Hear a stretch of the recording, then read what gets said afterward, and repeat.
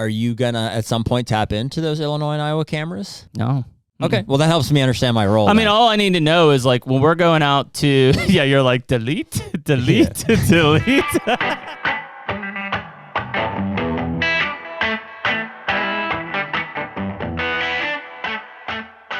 HUNTR Podcast is brought to you by Deer Grow. Man, we've been using Deer Grow products for a long time. The Plot Start and Plot Boost, more recently Plot Till. Now we've got 3 new liquid fertilizers that have been put in the mix that will cover everything we could want for a food plot program. It's huge, man. The more food plotting we do, it's like, man, the liquids just make sense. Like whether it's herbicides or the Plot Start and Plot Boost, and now the fertilizers getting mixed in. It's like, man, I can combine all of those in certain cases and do less passes for more results. I mean, it's all about efficiency. I mean, like you said, less passes. If you're out there treating your beans with glyphosate in the summertime, you can mix in this fertilizer, do that all at once. You have the boost in there to help some metabolism. It's all about efficiency when we're talking about food plots. And really the big difference on these liquid fertilizers is you're bypassing some of these soil limitations, pH limitations, the soil type. In a lot of cases, we talk about dry fertilizers only being available for 17% of what you put down in the first year. These liquid fertilizers straight into the plant are 90% available in the first year. Huge difference in what you're going to see in growth. It's huge. And so right now you can use code HUNTR15 for 15% off any of the Deer Grow products on their website.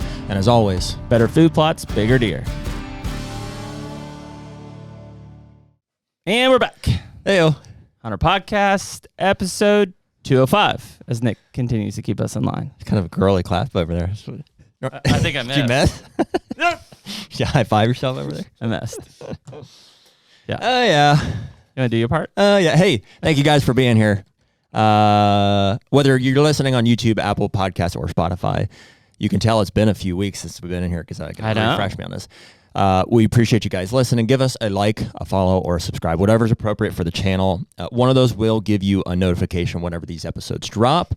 But regardless, they're Tuesday and Thursday nights now at 6 p.m., at least for the time being. Yep. Peak season, baby. If you've written us on Instagram DM or the website, we appreciate you guys reaching out. Jeremy and I do try to read all of those in a systematic fashion. So if we haven't gotten back to you, we're working on it. We appreciate your patience. And lastly, we have some apparel on the website. People have been buying some apparel. Yeah, a lot of you guys have bought some stuff. It's really, really cool for us to see. So, and this hat is coming to. I really like this style. It's Richardson like 2579 or whatever. But got some more of those coming, and potentially some Nalgene's with some logos on them as well. We are looking on some. If you like the Nalgene's that we're drinking out of, dude, I own like 15 of these things. I take them absolutely everywhere with me. So we'll have some hunters of those soon. Alex and I call ours like you only have the turtle one. aquariums. Like I don't clean this thing at all. Oh yeah. Do you clean yours? Yeah. Ooh. Yeah, you should watch that. I'm actually, I asked my girlfriend to get me a Nalgene for my birthday. Just because I don't have like a water ball. I have like one that I play hockey with, but that's it. The only downfall of an Nalgene is like when I'm driving, I just immediately just spill it like all over the place because my mouth's not wide. Big mouth. Yeah. A lot of spillage. Yeah, a lot of holders are probably a little small for them. Well, for sure. Yeah. Mine are. Well, see, in my Forerunner, I just take out the insert. And it fits perfect. Yeah, I just put mine in like the. And I have 2 cup holders. The smaller is perfect for like a protein shaker or a Stanley, and the larger one is perfect for the Nalgene. Nice. Yeah, that's a nice balance. Nice. So. Yeah. So and with that, here we go. Yeah, here we go. We do have. It is up now, right? Our Make Deer Hunting Great Again shirt. Got a new shirt up. Dustin Datillo. Shout out to him. He was the artist for us in this really cool scene. It's just kind of a cool campfire scene. A couple bucks up on the buck pole. Make deer hunting great again. Yeah, it's pretty sweet. Yep. So that's up there now and live, and we probably got some more coming. So anyways, if you're listening to this, it is a few days before the Ohio opener. Yep. And it's been a minute, dude. It's nice to be back because we have not sat here since before I was in North Dakota. Yeah, it's like September 26th if you're listening to this, I believe. We like front loaded a bunch. We got I don't know, we got a little excited there in August and just stacked a bunch back to back. Well, we had a bunch of people who were like, yeah, we'll come in the studio. And we're like, okay. And so we had a pile of in studios, and then we went to the Mobile Hunter Roadshow and got 2 in person. So it was like we just had all of these pods, and it was hard for us because we were like, well, hunting season has started. Like our early season hunts have started. Like how are we supposed to catch people up on things? So we, if you're listening to this, we dropped our first Hunt Companion. Hunt Companion. Thank you. Yes, I was like, what the hell? I wasn't ready for that one. That was weak. Hunt Companion. Hunt Companion. That dropped on last Sunday night. So that every Sunday night, that'll be dropping, basically to catch you up on what Jared and I are seeing, kind of talking about our strategies and tactics, hopefully help you out kind of in a semi-real-time stance. And so, but that's kind of out of necessity in that we know we've got a pile of guests coming up, and we also have a lot of things going on. Even with the double pods, there's not enough time to cover it all. It's all good. We're evolving. We're developing. There's new stuff coming out. We're evolving. Yeah, it's going well. I'm happy with it. So. Yeah. So yeah, like you said, double pods now during peak season, Tuesday, Thursday, 6 p.m. Hunt Companion on Sunday nights at 6 p.m. and field video on Friday nights, 6 p.m. as well. PM. And for those wondering, Nick is producing all of those. All of Grinding, them. baby. Cranking. Yeah. So if anybody's got an Adderall prescription, we'll give you Nick's phone number. Yeah. Yeah, he's good. We'll just buy him Red Bulls, pizza, Mountain Dew. He'll be okay. Yeah. Do you have like a supplement, Nick? Like a preferred go-to? Cocaine? Dude, black coffee. Yeah. Yeah, just straight and to the point. Yeah, that's it. Yep. That's it. That's all you need. Yeah, it's nice. Good sleep. I'll give you a recommendation for your black. It's basically black honey, but Black what? That was gonna be my recommendation. I gave it away right out of get there. Honey. Okay. Just Honey and the I'll black try coffee. Black coffee and honey. Just sweeten it up a bit. Does it dissolve? Oh yeah. Nice. Yeah, you gotta. If it's hot, Okay. it'll break down. It's like gets rid of that little bit of bitterness that black coffee. Yeah. Mm. I kind of like the bitter. Yeah. See, as I get older, I just like it. I think puts hair on your chest. I mean, I've got enough. Yeah, I've got enough. Like now I'm looking for. I don't need creamer. Like I'm not looking for any additional like unnecessary sugar. Which honey has some sugar, but it's natural. Natural sugar. Yeah. Naturally. Good stuff. And it's nice. It just like mellows it out a little bit. It's a nice like treat. Yeah. It's a nice little treat. I'll try it. Yeah. Don't go crazy, but help with the allergies. Teaspoon or whatever. It is supposed to help with the. Get a good honey. Yeah. Get a good honey. Like a local. Yeah, obviously local. Yeah. My girlfriend's always buying like organic stuff, so. Yeah. Yeah, that's good. Yeah. It's expensive. It is. Speaking of local, did you see Jackson Farms is like getting rid of all their milk and stuff, like No way. being sold locally? Like there will be no Jackson Farms like chocolate milk in stores and stuff like that anymore. It'll only be at their own facility that they'll have some for purchase. No more distribution or anything. You're gonna think I'm crazy. I don't know what that is. Jackson Farms. Yeah, it's like the local like milk, like Turner's. Yeah. Jackson Farms is the local one here in the area. It's like the best chocolate milk I've ever had. It is. Really? It is very much the best. So like they basically said due to rising costs and everything, like we can't do it. We're shutting down the whole production facility on that side. They're going to do their ice cream still. Yeah. And they're going to have like their own shop.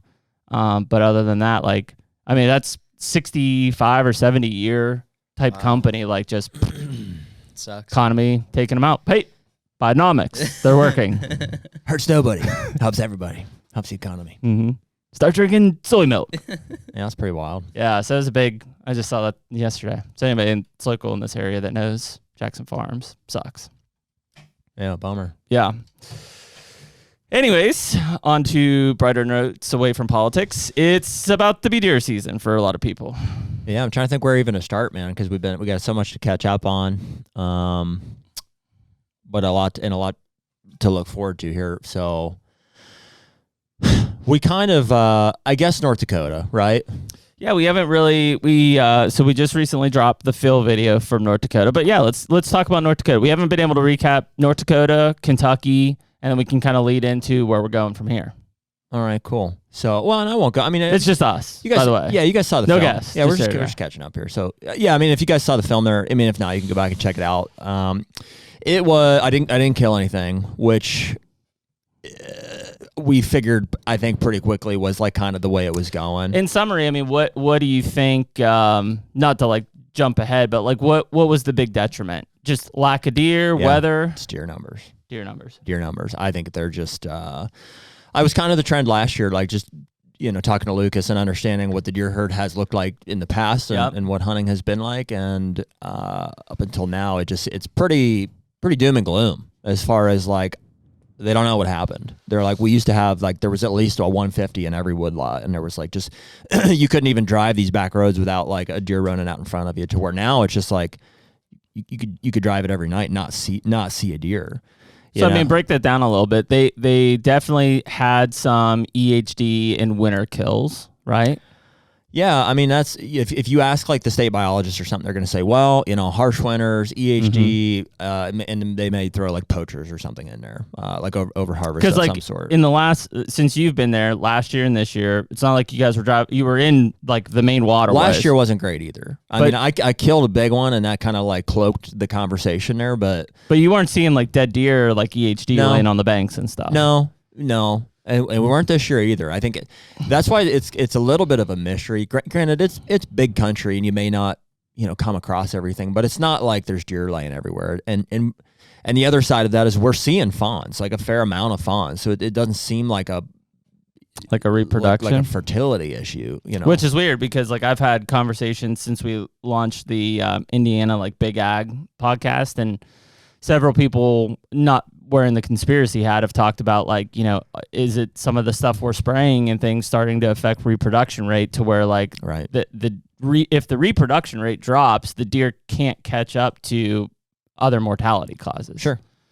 Which would lead to and they are spraying stuff in North Dakota too. I mean, they're spraying for mosquitoes. They're spraying obviously herbicides and pesticides for the crops and stuff around there. So I mean, there's no shortage of human like variables that are worth considering, but.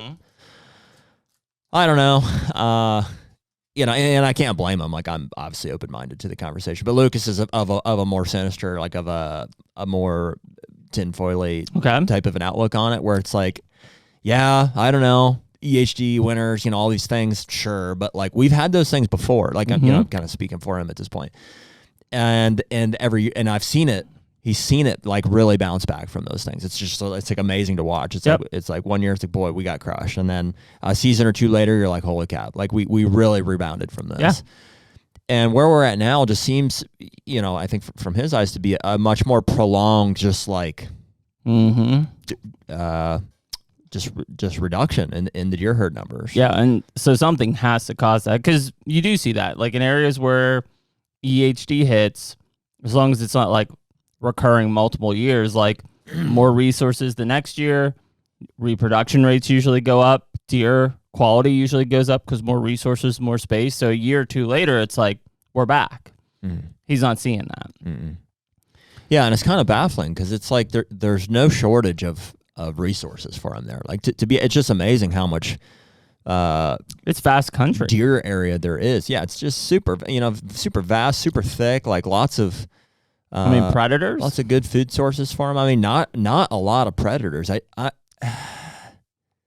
mean, coyotes for the most. I don't. They might have some wolves, but I don't think like right in that area it didn't come up. But I mean, coyotes. You said you saw fawns. That would be the impact there. Yeah. Like and maybe they have like some mountain lions here or there, but like I don't know. It doesn't seem like that's an overwhelming factor. But population definitely suffering. Yeah, and my I'm getting really short glimpses through the window, like 3-4 days at a time here these past 2 seasons.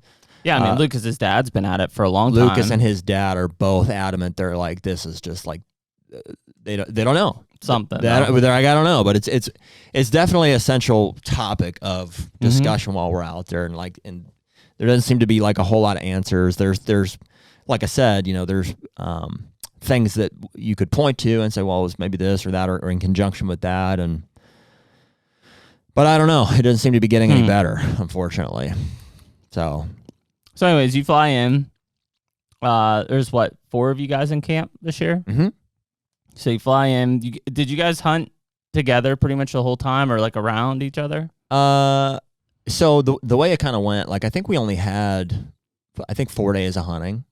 So it opened on a Friday, and we didn't hunt Friday. It doesn't open until noon, and we just scouted that evening. So I would have hunted Saturday, Sunday, Monday. Tuesday you came back. Yes, I hunted for 3 days. Basically, is all we had there. So 3 full days. And we hunted mornings and evenings. It's not your traditional like Northeast or Midwest type of a setting. So it's like, because of the river access, we have the ability to get in like deep back into some of these bedding areas and catch them coming way back from some of the ag that's out closer to roads and stuff like that. So, six good hunts there, I guess, basically. And we started right away on the public. So, I mean, it's mostly public. We're hunting there, and just got into some of the areas that we were in last year looking for tracks mostly. It's the main thing we're looking for is there a sign of a big deer? Crossings, are they crossing some of these sloughs and beaver dams, and like just looking for sign of a good deer or a mature deer anyways. And just nothing really of note. Really like dived into a few of these spots, and I'm the whole way like I'm just observing Lucas's perception of there, and it's like you see these spots where he's expecting to see sign, and he's like, dude, there used to be like no question. You know what I mean? Like, here's the freaking highway coming out of this swamp up into this, and there's just not there. There's sporadic deer tracks, and like a decent one every once in a while. And so we're trying to piece together what little sign we're finding and be like, okay, what's our best option here? No real cameras running on public yet. Just he has in the past, and it's just more about reading sign, and just getting into known spots. And we're covering a lot of ground. And yeah, I'm just looking for a 4+ year old deer out there. I'm not looking for like a specific deer necessarily. So that was the strategy. Like I said, didn't really turn up a whole lot. Lucas has access to a piece of private that usually is kind of like a fail safe, and so Friday evening we scouted the public. Saturday before that, actually. So when I got out there, because I flew out Thursday night. It wasn't what it was. So before we started scouting that public Friday night, we went and pulled 5 or 6 cards off of private, and not much, not great. Yeah, just kind of like, some 3-year-old, like maybe some 4-year-olds in there, and they're just all, on ag fields and stuff, like corners of ag fields. So it's not like, I wasn't expecting the best pictures, but just, I could tell even from Lucas's too. He's like, boy, I don't know. Not a lot. Yeah, not a lot. So that kind of set the stage, I think, for, no like rock solid, like that's where we're going. So I think, first morning on Saturday, I hunted one of the public, just a known spot there. Lucas had a tree trimmed out and from prior years, so I went in and hung that. I will say, I don't mean to be too doom and gloom on like the herd side of things, even though that was the case there, and that's kind of the way that went. I felt really, really good about like my setup and like our approach and stuff. Like I felt like we were if they were there, like we were gonna kill them. You were gonna kill them. We were pretty lethal, like with the run and gun. I think every set was a new hang. So I had the .5 with me, and that new HUNTR pack fits on her like just real nice. Really nice. So I was stoked about that. There was no like usually that first hunt is like takes a minute to acclimate, but it's like no. First hang was clean. In the dark, right up and clean. It was. Or coming off of hanging 14 or 15 in Iowa. It was slick. So right in there, first hunt kind of came and went. A couple does here and there. Sparse sightings and stuff. I hunted that public the first morning and the first evening, and like I said, maybe I saw a doe or something like that. But we decided pretty quickly to pile on to the private piece, and just like I said, there was 4 of us. So Lucas and I, and Dustin Maul, and one of his buddies that you'll see actually they're on this tethered. I watched it series they're putting out here. I watched the episode. What's the other guy's name? It's on the tip of my tongue. Of course, I'm forgetting it now. Swammy, Samsonite. But cool dude.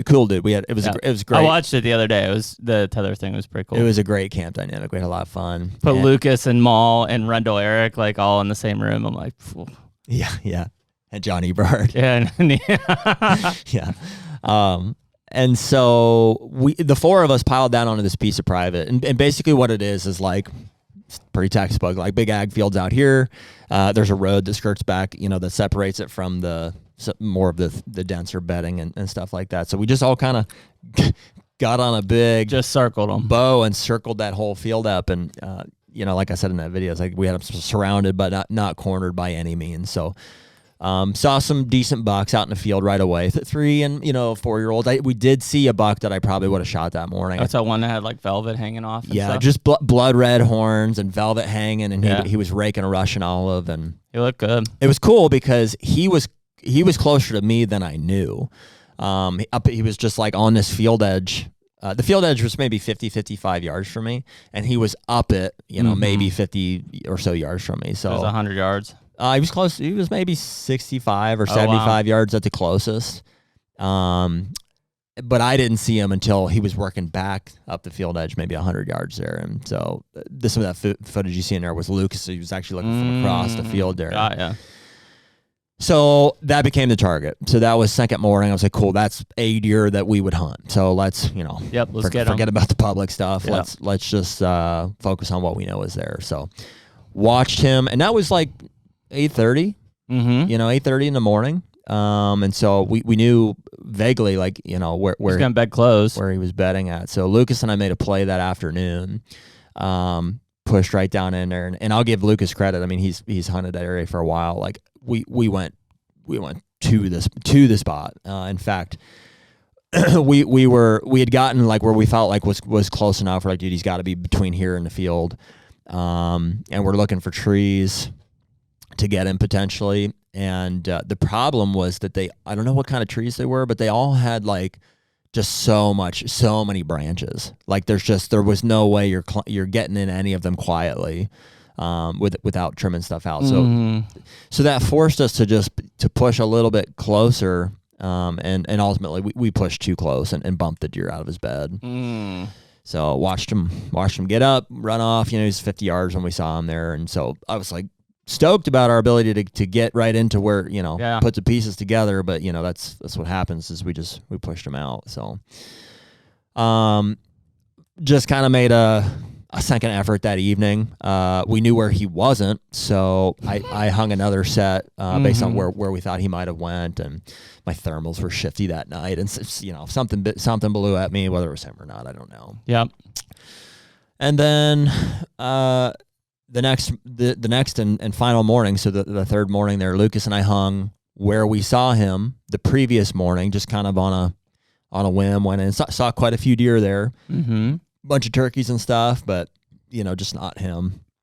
And then the evening we just kind of made a play for something else on that same piece of private, and that was kind of it. I mean, that was kind of it. Like we had a blast like the whole time. I mean, it's the way that hunt goes is like it's hot. It's like in the 80s, if not the 90s most days. The mosquitoes are treacherous. I mean, it's like you'll see me wearing a mosquito jacket in most of that, and it's pretty terrible. And so it's the grind, right? And like the deer are far and few between, and so it just really is way more I think about the camp and getting to hunt, with Lucas, and like we learn a lot, just from observing. Like, hey, we found a deer that we would have killed and got on him and bumped him out, and even though I'm pretty confident we probably would have killed him that night had we stayed out. You think if you would have been able to get into those trees, you said you had to trim? Yeah, I think we'd have had a good chance. Yep. He still would have had to get up and come our way. Sure. But we'd have been between him and the ag field and within, 100 yards. Yeah. Yeah, that's tough, man. I mean, it's, we talk about when you go on these out-of-state hunts, the most important part besides like being on deer or finding deer is flexibility. Because the weather just plays such a massive impact on these. Like even in Kentucky, like the last week and a half going into the next week, like it's been 85 to 90 degrees every day. No rain, no fronts, no nothing. Like, not saying that you can't kill deer, because people are, but like movement's going to be suppressed, right? It's if you can time it to hunt a weather front and stuff, you set yourself up way better for success. Example, last year, like you stayed an extra day to catch that front. Yeah, I would say evening movement is affected for sure. I think those hotter temperatures are going to probably keep them in their bed a little bit longer. But it may almost even have the inverse effect in the morning. May or may not. I rely obviously on Lucas's experience out there more, and he's just not real concerned about it. Like, yeah, if it was cooler in the evenings, if we had a big cold front, like I would expect something to get up maybe a little bit earlier. But, we hunted just as many mornings as we did evenings. And the morning I saw that buck, like I think it was 93 that day. Yeah. Later on. So it's different from here too. Like they have more extreme temperature swings, like even in the Midwest than here. Like it's just pretty, it might be like 50 degrees at night, and it might get up into mid to high 70s here during the day type of a thing. Out there, it's gonna like dip into the 40s and get into like the 80s during the day. Like it just seems like kind of more extremes. Sure. And those cooler temperatures just hang longer into the mornings, and so we had some really good hunts in the morning. Saw a lot of deer moving, a lot of activity. Stuff, so. Yeah, I mean, it is concerning from a population standpoint. I mean, it seems. It definitely seems like something else is happening out there, that is not EHD, that is not over. I was going to ask, did you see any other hunters? Well, there was one other guy on a boat. On public. Yeah, but I mean, there's enough there. It's like we're not running into each other or anything. But no, I didn't run into a lot of boot tracks or anything. And frankly, I don't blame people for not hunting the early season out there. Like it's tough hunting. Yeah. I think that he probably sees more guys in your traditional, mid to end of October through November type of thing, because it's beautiful out there when the leaves start to turn and stuff. They really do get a full fall. But right now it's or at the beginning of this month when I was there, it's very much like one of those spots you said you guys got to and you like heard something raking. Yeah, that was the very last evening. It was the last evening. So what happened there was like in that morning, the other guys said that they saw some decent bucks like cross that field first light in the morning, and they weren't sure exactly. I'm like, all right, well, cool. That's the best intel we have to go off of. So we basically dove back into where they would have went and tried to make a play there. So, we're pushing back through just this it's tall grass, it's willows, it's just real dense cover back in there. And there's little pockets of cottonwoods, and that's kind of what you get into, and the trails kind of converge in there. And so, we're just tiptoeing back through this country and push all the way back in and get to like the base of this tree where we're feeling like, hey, this is the spot here. And as soon as we get there, like we start hearing something raking a tree, unmistakably, that's what it was, right from where we had just come from. Like we had just walked through this little willow patch, and it's like maybe 60 to 80 yards behind, like just from where we just came from. You're hearing something raking this tree. And I'm like, we're looking at each other, and knock an arrow. You know what I mean? We're both at the base of the tree, and I'm just like, we're in the wide open, but I'm just behind the tree or whatever, and we're just like, what is it? I'm like, is that a buck? Like it's clear something raking it.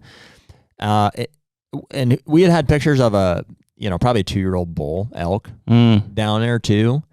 And I'm like, and they're more in the rut that time of year. So, I mean, like, is that elk? Is he just getting territorial on us? Like heard something come through there? Yeah.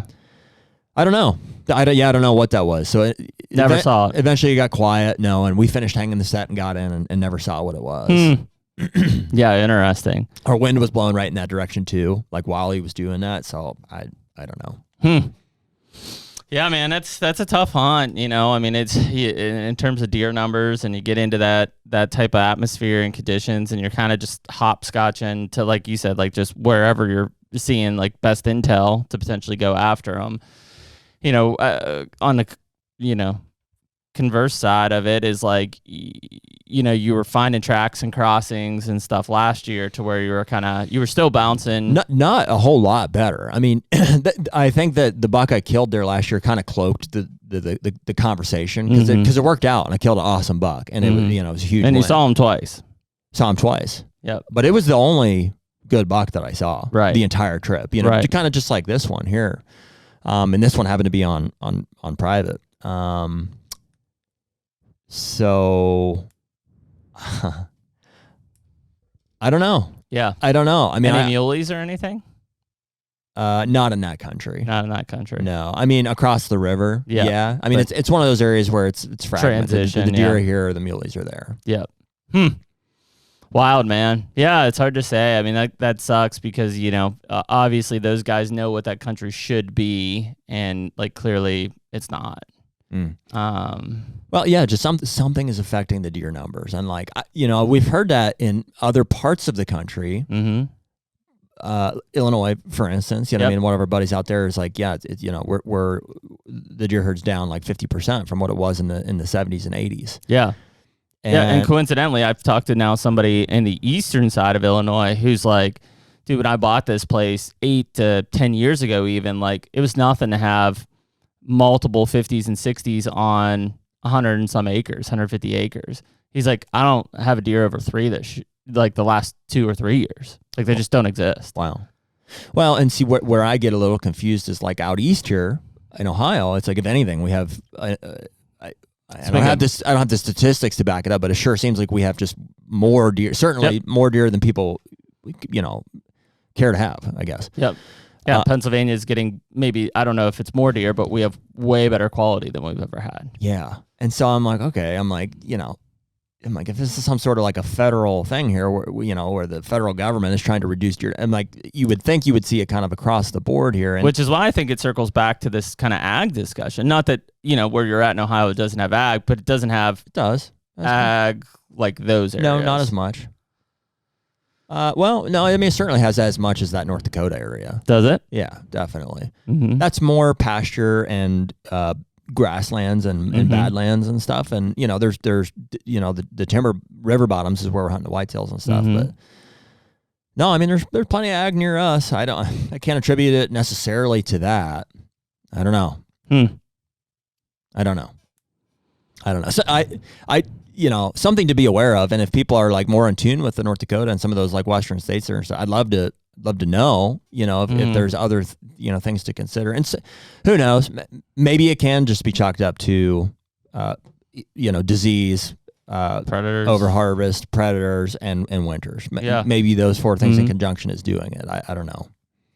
Yeah. I mean, it's tough. Like, cause we have that same discussion. We'll transition here in a sec. We have that same discussion, like where my Kentucky properties are, is like, I'm in very low deer densities, like super, super low deer densities.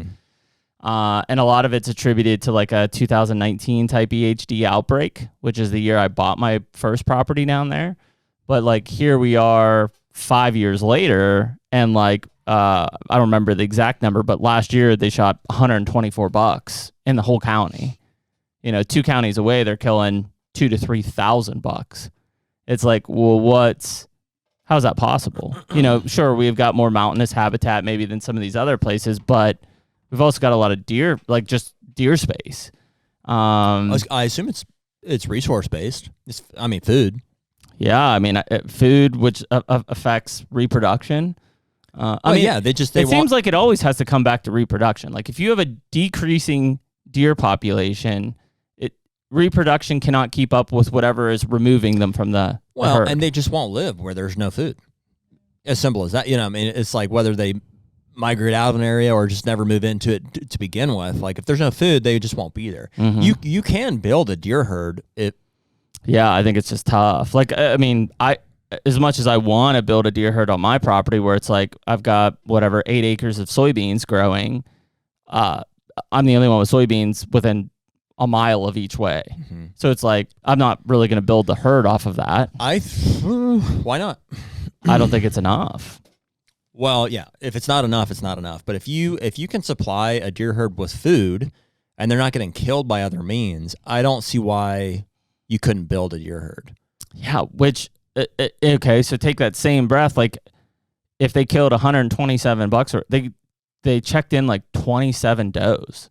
The last 7 years, they've not killed more than like 50 does a year in that county. How is the population not increasing? Well, like it seems almost impossible. Well, I don't know. I mean, you just have to look and see what the limiting resource is. Yeah, I mean, yes, it's got to be food. Well, and so the same to your soybean comment. It's like you have to have that every year. there can be no time of the year where they have absolutely no food, or they will die, or they will leave. Yes. And then there's all the other factors on top of it is like, are they getting hunted off neighboring properties, or, whatever else, who knows? Sure. All these things that are out of your control, but they do have to have food and they do have to have water. Mm-hmm. And if they ever don't have access to that, like it can't sustain a deer herd. Mm-hmm. Yeah. I think it just starts when you kind of overlook it when you're in a county or in an area where there's just deer. They're everywhere. When you get into these low deer density areas, like it definitely becomes a lot more sensitive to like, what is the missing resource that's necessary for them to survive? Is it too much hunting pressure? Is it not enough food? Whatever. Is it disease? Is it predators? But I think as you're in these decreasing areas, or you're in an area that's got low populations, they're even more vulnerable to any of those things, right? Like if you're in a low deer population area, any EHD hits, you may not have the quantity of deer that die in a highly populated area, but it's more meaningful to the herd that's existing, because every deer out of there is a big impact. Right. Yeah. So I don't know. I mean, it's maybe it's like, well, we're not just seeing deer littered on the banks anymore. Okay. Well, maybe that's because your deer population's 20% of what it used to be, and they are still dying at the same rate. There's just less of them in the herd to die. Whereas, I don't know, 20 years ago, if it was a high deer population, yeah, you saw them stacked up because, it killed 3,000 deer in that area, not 30. Yeah. Well, it's interesting to just like observe. I would say our best grasp would be on like the home farms, like in Ohio. I feel like I've got a pretty good handle over a 10-year time frame of kind of like what we've observed. But like in Illinois, I wouldn't say, there's a whole bunch of deer on that farm.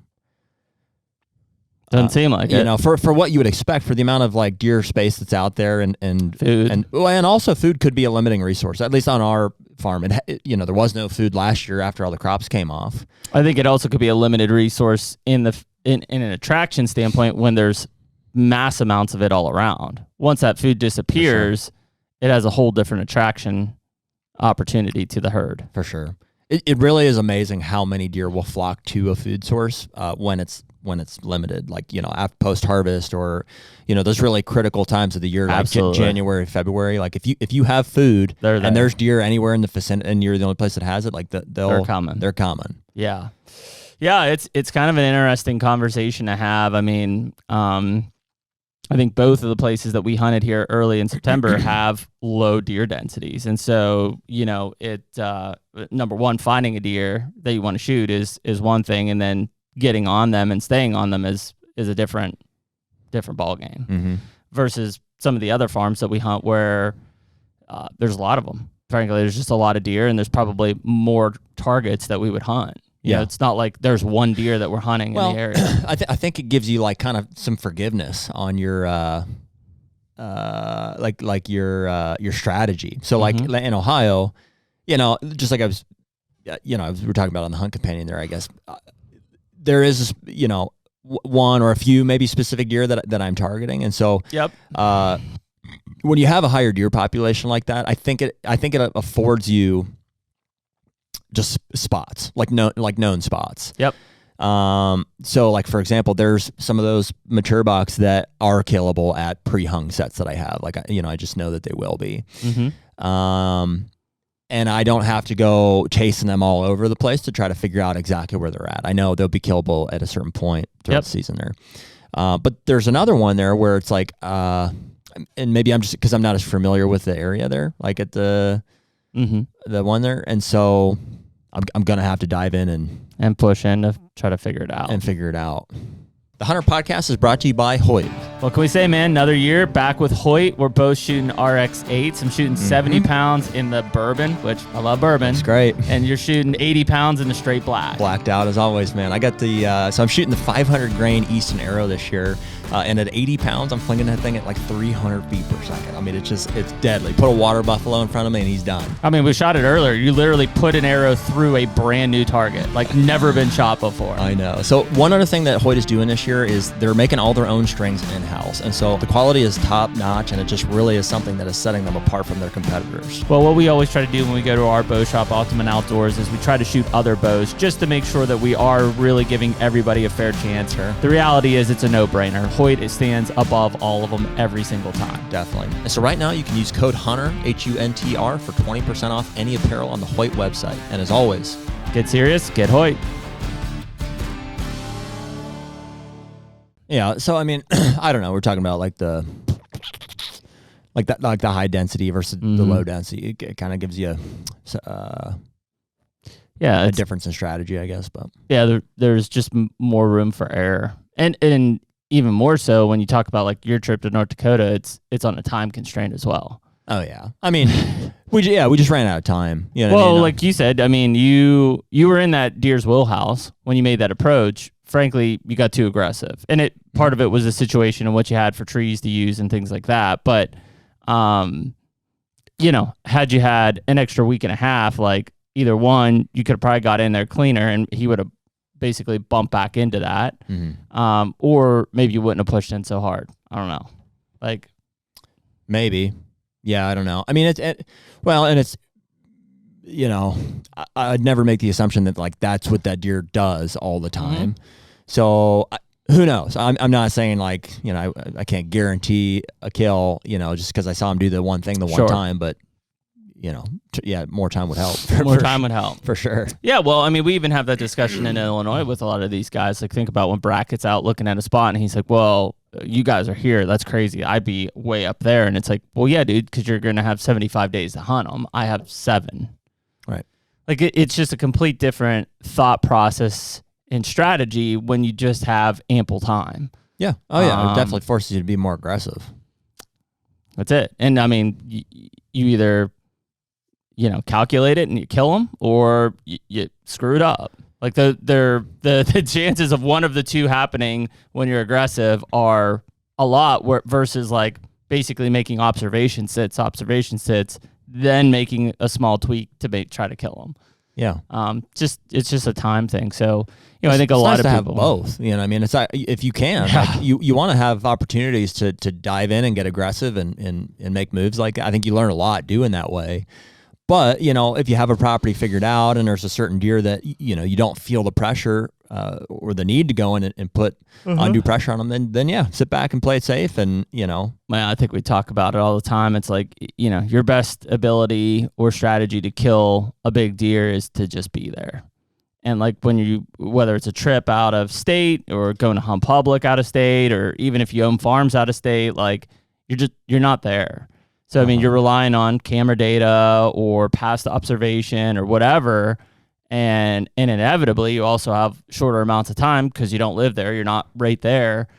You know, all of those factors are really, it's really hard to take them into consideration. In fact, it's one of the reasons, like, you know, I think a lot of those out-of-state trips I kill on the first night because I'm just so aggressive. It's like, well, we've got 4 days. Like, I'm balls to the wall. You know, if I had 3 weeks, I probably wouldn't have that same strategy. Yeah, no, I mean, there's no reason to be reserved, you know, on a trip like that. It's just dive in. So, I mean, even on our Illinois farm, I'd say we're much more reserved than we would be like on a piece of public land out there, for instance, or on a 3-day hunt to North Dakota or whatever. Because we don't want to run deer out of there. Our options, like the area that we have to hunt is limited, and we want to protect the deer that are on that as much as we can. So it changes your hunting strategy for sure. Yeah, a lot. Same in Ohio. You know what I mean? It's like, fortunately, it's big enough, and like there's outskirt properties that I'm like, you know, it's not the end of the world if I kind of like muck it up for a little bit. Sure. So, well, hell, you talk to Andre and Cody, and those guys are like, they're getting out of their stand after they hunt, and they're like going walking around and scouting and stuff. And it's like, man, I kind of took myself out of that position for a long time because I'm like, well, it'd be great, but like, I'm just gonna screw it up. Well, and here's the important part is because like I'm hesitant to say that to guys who don't know what they're looking at. Mm-hmm. Yeah, like you mean just wandering basically. Yeah. Because if you're gonna and I mean I don't know, I guess that's how you learn. Sure, that's how we all learn growing up. That's how you all learn, but it's so like you don't catch me, for instance, to my there's five of us that hunt the farm. Be like, hey, just afterwards if you want to get down and walk around and just check it out. Like I've left properties for that reason. Yeah, I don't really do that. But there are situations where I would certainly do that. Mm-hmm. And it's not to say that like I'm, who's a better hunter or anything like that, but it's just like, I just want to you should be confident that you can understand what you're looking at. Yes. And use the information gained on that trip to make a calculated decision. And just not everybody's at that point in their sign reading ability. Mm-mm. And not like I'm at the peak of it either. I'm obviously learning and I'm mucking stuff up. I'm kicking deer out in the meantime too, but that is how you learn. Yeah. So. Yeah, I don't know. It's highly underrated. Highly underrated. Dude, in the past I've sat back and because I was a Bill Winke mindset, and in all the respect in the world to Bill and how he hunts. I mean, dude, hunt your farm how you want to hunt it. Yep. I was out of the game for years. Mm-hmm. I just sat back and thought, I'm going to hunt the outskirts and and I never would even get a look at these target bucks because they were back in the woods and I was hunting field edges. Yeah. And so the lesson there is not just dive in the woods and hunt in there. Mm-hmm. You circle it, get as much information on the exterior as you can, and then tactfully walk that back to an area where you can get inside of 20 yards of that thing in daylight. Yep.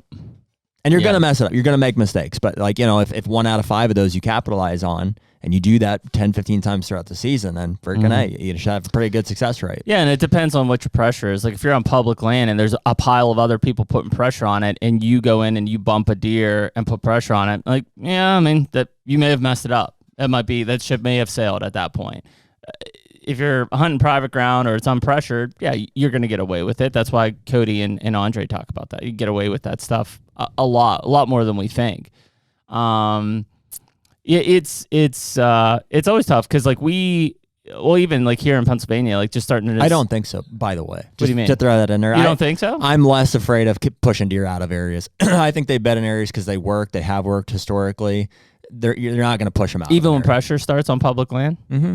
Yeah, I mean, eventually, if people are walking through an area every day, but the buck's not going to be bedding there in the first place anyways, because they will have been doing that for the past several years. Mm-hmm. So I think I'm not intentionally just going and trouncing through bedding areas trying to kick them out, but I'm certainly not afraid to get right up on them and close enough to, some of my best stands are within 60 yards of where I think those deer are bedding. Yeah. And I'll hunt them early October 12th, like we're talking, with the right weather, and the right approach and stuff. Yeah, I'll get right in on them. Get right in on them. Yeah, I think that is. I think that's the biggest piece. See, I'm not afraid to do that now. Once the season starts, I'm still looking for fresh sign, but I'm more conservative to pushing into a bed. If I recognize a bedding area, and I guess it's just the difference. If I'm in big woods, I'm walking through hundreds of acres of not bedding to get to 3 acres of bedding. Uh-huh. So I don't want to walk through that 3 acres of bedding. Well, and I'm not saying dude, if you know that that's the bedding area and that's where the buck is bedding, then what's the point of walk? Yep. You have the information, hunt the safe areas around it or whatever. But if you don't, yeah, that's why I like finding it now. I found several buck beds this past week scouting, and it was I'm in his bedroom right now. Yeah. And so it's okay, I know where he's likely going to be. Let me back out a little bit, and this is where I would hunt him because he's going to work. He's not going to just stay in his bedroom. He's going to work ridges. He's going to move. That's a good point. That is probably the difference in mindset between having scouted an area already and or hunted it for a few years and not, being in a new area. Mm-hmm. And you definitely have an advantage. That's some of those sets I'm talking about are pre-hung deals. I know it's a bedding area because I cut all the trees to make it a bedding, right? Right. And I observed them coming out of that beforehand. So it's there enough. It's established. I don't even have cameras in there. Jared and Margie stand is the one that comes to mind, or the tin shed gas. Doesn't have to be in the bedding. I don't have to go scout it. Yeah, they're just going to be there. If there's a buck in the area, I know that's how they're using it. Mm-hmm. But in other instances, I may not have scouted it as thoroughly to know exactly what's happening there. And different bucks will do different things too. I mean, there's for sure. That's the fine tuning that like, that's where mobility is huge.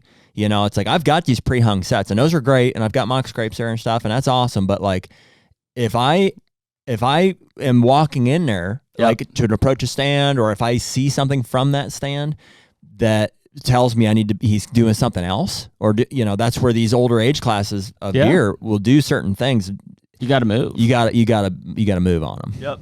That's how. Yeah, I mean, that's how you kill these big deer. I mean, I think people assume that they have such a set routine that it's like, you know, he's just going to keep doing the same thing over and over again. And no, like, I mean, not saying he doesn't repeat some of the things that you see, but I mean, you know, his pattern changes a lot.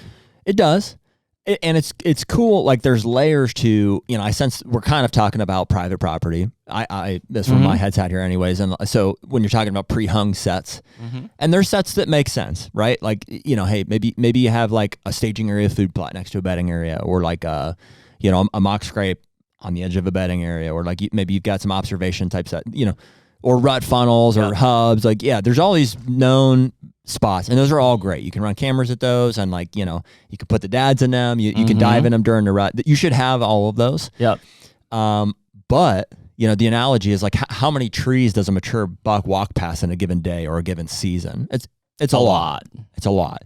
And so, and does he get privy to those hung sets? Does he get privy to those cameras? Maybe. Possibly. To some degree. Does he get privy to the pressure of you or other people walking to them? Or maybe. And so to read between the lines, so to speak, and to be like, to catch him off guard, you know, to have a mobile option and to be able to read and adapt to that throughout the season and hunt in between, you know, some of those stands and stuff is a big deal. Yeah, I mean, that's what kills deer. At least mature deer is that mobility. You gotta get gorilla with it, dude. Like that's the British way of doing it, basically. Like let's all line up and get in our stands here, and that's great. You can kill deer that way, absolutely. You're gonna get beat a lot, though. You're gonna get beat a lot, and so dude, freaking get angry at him. You know what I mean? Like you're just figure him out. If he's coming through, if there's a certain track or a certain piece of sign here, and you know, guys, I can't hunt that area because I have the right wind. I'm like, coming from the other way. You know what I mean? It's a calculated approach. I mean, it's not just like, you know, bull in the china shop. It's a calculated move. It's chess move. Oh yeah. You know, and that's where a lot of guys will kill on that first sit, because it is an aggressive play, and he doesn't know. The moment you're in there and you leave, you're now leaving a presence behind. Absolutely. That is the problem. Like, if you know, guys get fired up, they're like, we're going to get aggressive. We're going to go in there. And then they go and scout this bedding area, and they're like, it's tore up. And then they're like, well, let's go back and get a stand. And no, it's too late. It's too late. Yeah. A lot of that has to happen like on the fly. If you decide that you're like, hey, I want to go investigate this area. There's a reason I'm not doing it tomorrow, and why I'm holding off to do it until like the day before season or the day of opener of season is that there's a good chance I'm going to learn something that I need to capitalize on right away. And if I back out and give them a week to figure out that I was in there, it's done. They've already changed. Up. Yeah. I mean, that is the most recent information. It's like, you know, you can funnel off of what you're seeing on camera and stuff, but like, you know, when you get in there and you see the sign and the fresh sign, or even better, observationally, you see him do something, like that's the time to move. I mean, that's how nothing you get better on than seeing a mature buck do something, like to get eyes on him and just to understand, like, that's what, like, you can. Yeah. We've covered this a lot, I think, in the past, but like, you just have to make it real. Like, guys are so like, would you do this? Would you do that? I mean, you know, a lot of guys write, even us on Instagram, they're like, you know, here's this field here, here's this. And I'm like, and I'm happy to give the input. I'm like, freaking just go in here and figure them out. Or like, what do you know? What's the information? What are you seeing? You just have to get within 20 yards of the thing in daylight. Yep. And put an arrow in them. That's the objective. Yep. Like, there's no need to overcomplicate it or sorry. Yeah, and it's not easy. It's not easy. It's just but it's very attainable as long as you know he's there and if you believe it's attainable, it is. Yeah. That's the mental barrier, I think, that you see a lot of these great deer hunters, and they seem cocky. They, I mean, they're almost like, an Andre DeQuisto, a John Eberhard, in varying levels. I mean, certainly I'm talking about maybe some of the more aggressive styles. Like Olakowski's more laid back and stuff, just because he's same with Winky and Winky and stuff. But Rising's maybe the best example I can use here. Like, he can come across as cocky in I mean, Ben's a good friend, so obviously we would say this. And he knows this. He knows he's going to kill him. And so some people are just like, well, that's, it's kind of arrogant or whatever. But he's like, he's confident in his ability to go in and observe deer and read sign and make decisions that's going to put him inside of it. And that is how you kill him. If you're like, well, I don't know, maybe I'll just, I'll hunt that funnel or I'll do this. It's like, you're out. You're sitting on the bench. You're out. Yeah, I mean, Ben is an aggressive hunter. I mean, most of the time he kills 3 bucks within 14 days. It's pretty wild. Yeah, and I mean and Ben will tell you, like, that's not like just how it's always been. Like, he screwed up. Oh yeah, he's made mistakes. But that's the only way that you understand how to then become more calculated to get it done. But yeah, I mean, the thing is like, even if you haven't had a ton of success in bow hunting, or in particular killing mature bucks, there's a deep feeling when you get into a spot like that and you have your setup and the wind is right and you get into the stand to just be like, it's gonna happen.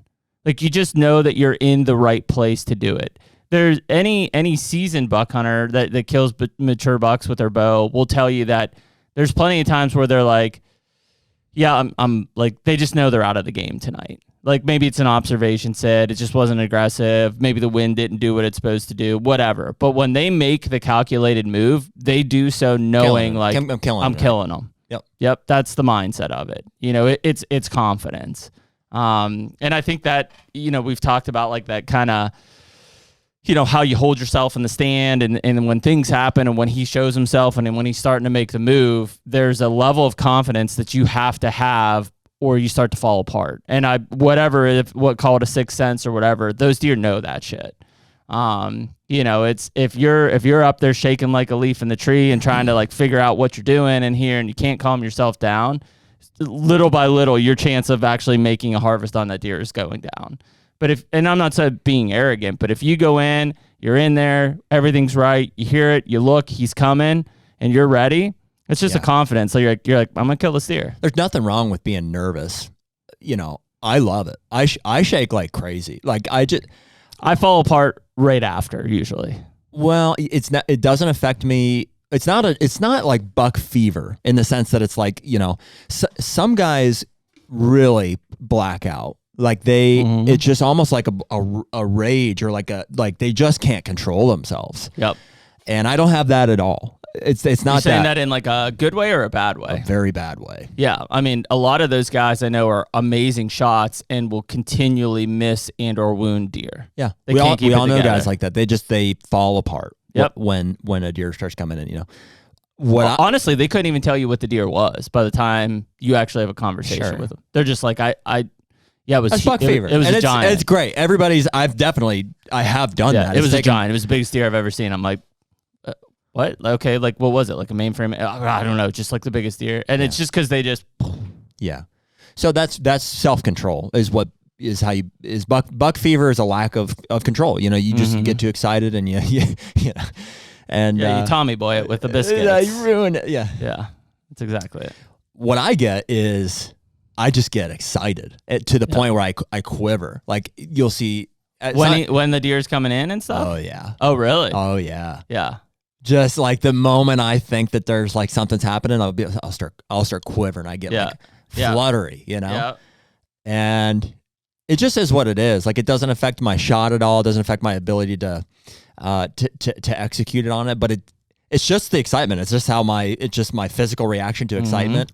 And I just really embrace it. Like, it's funny. Like, I'll sit with Lucas in a stand or whatever, and I'm just like, I'm not shaking visibly, but like you can tell I'm quivering. It's just like, dude, it's just what it is. I'm excited and I don't want it to stop. I'm like, this is what I'm doing it for. No, that's the feeling.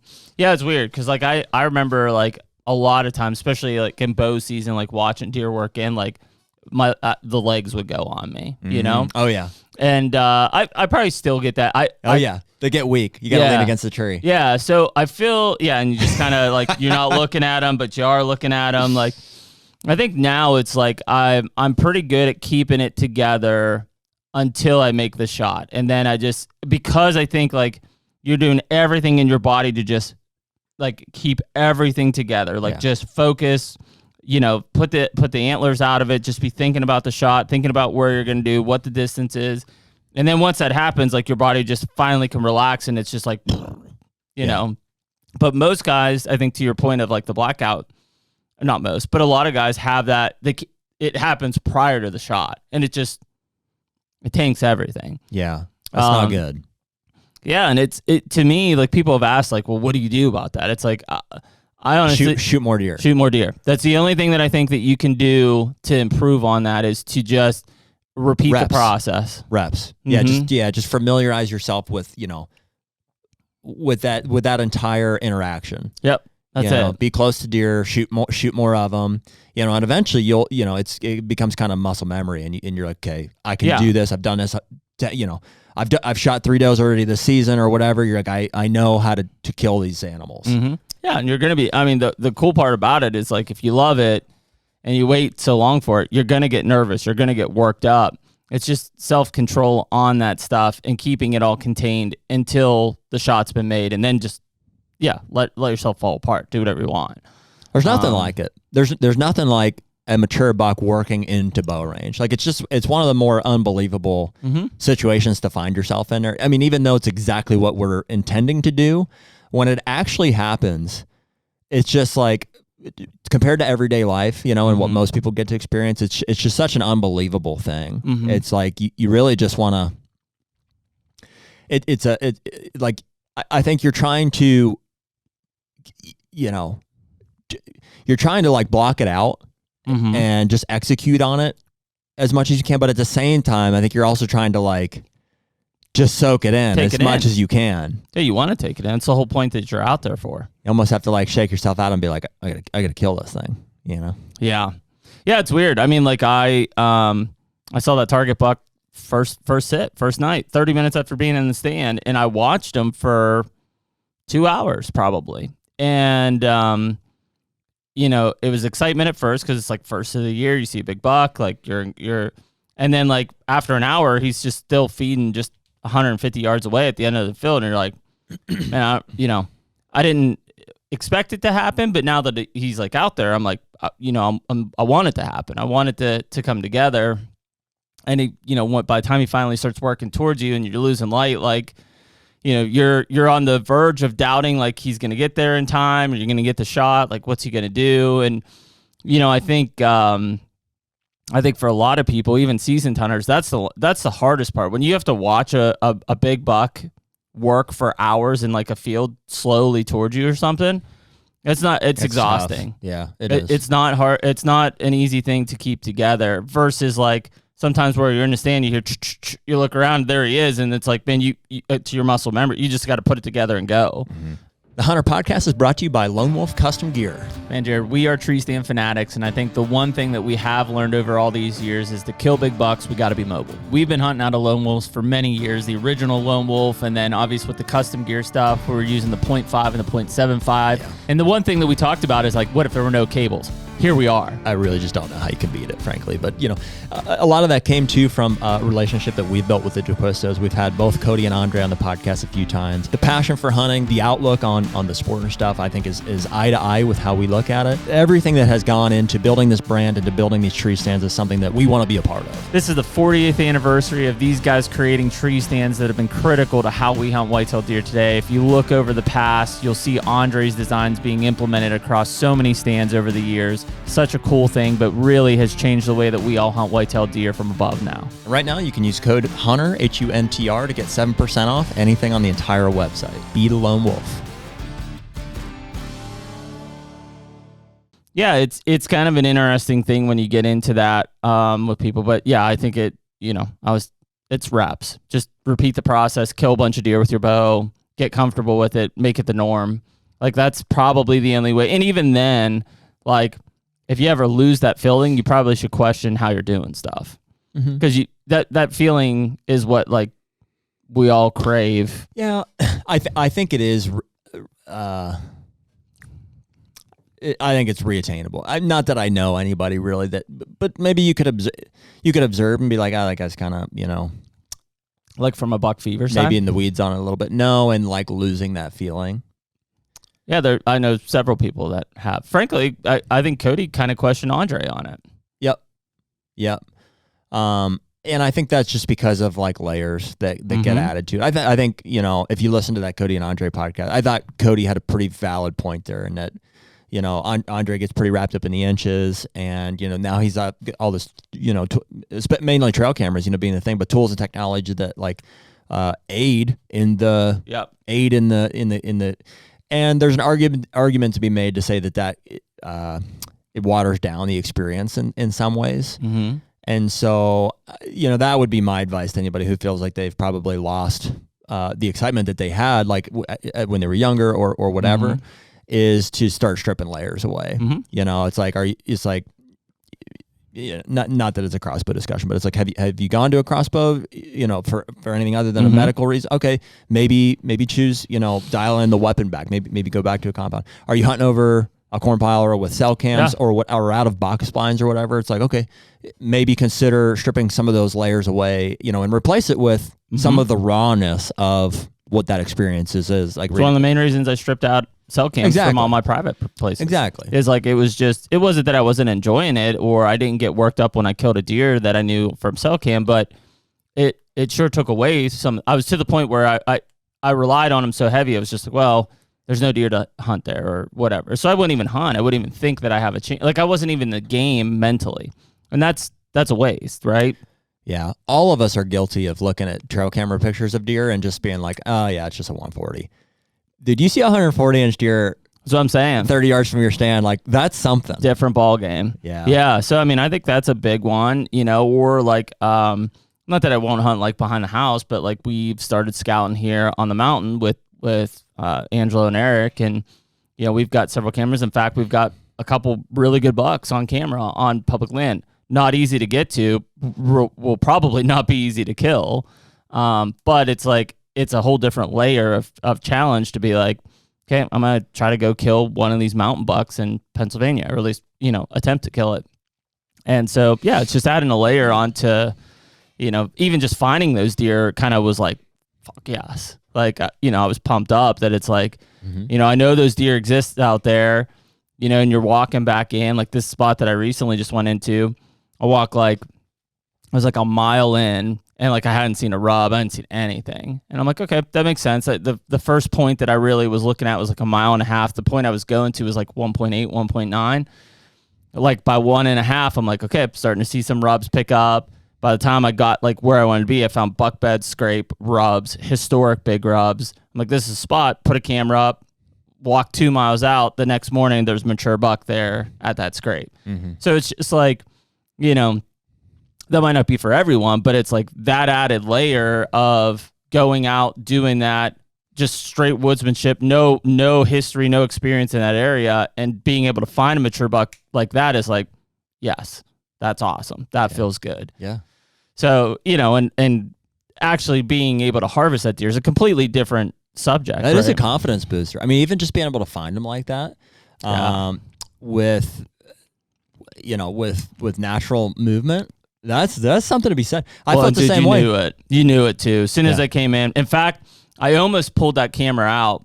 There's like a little cliff line, and there's almost like a pinch or a funnel that comes down the hill, and I found this big historic scrape. Whether it was hit last year, I don't know.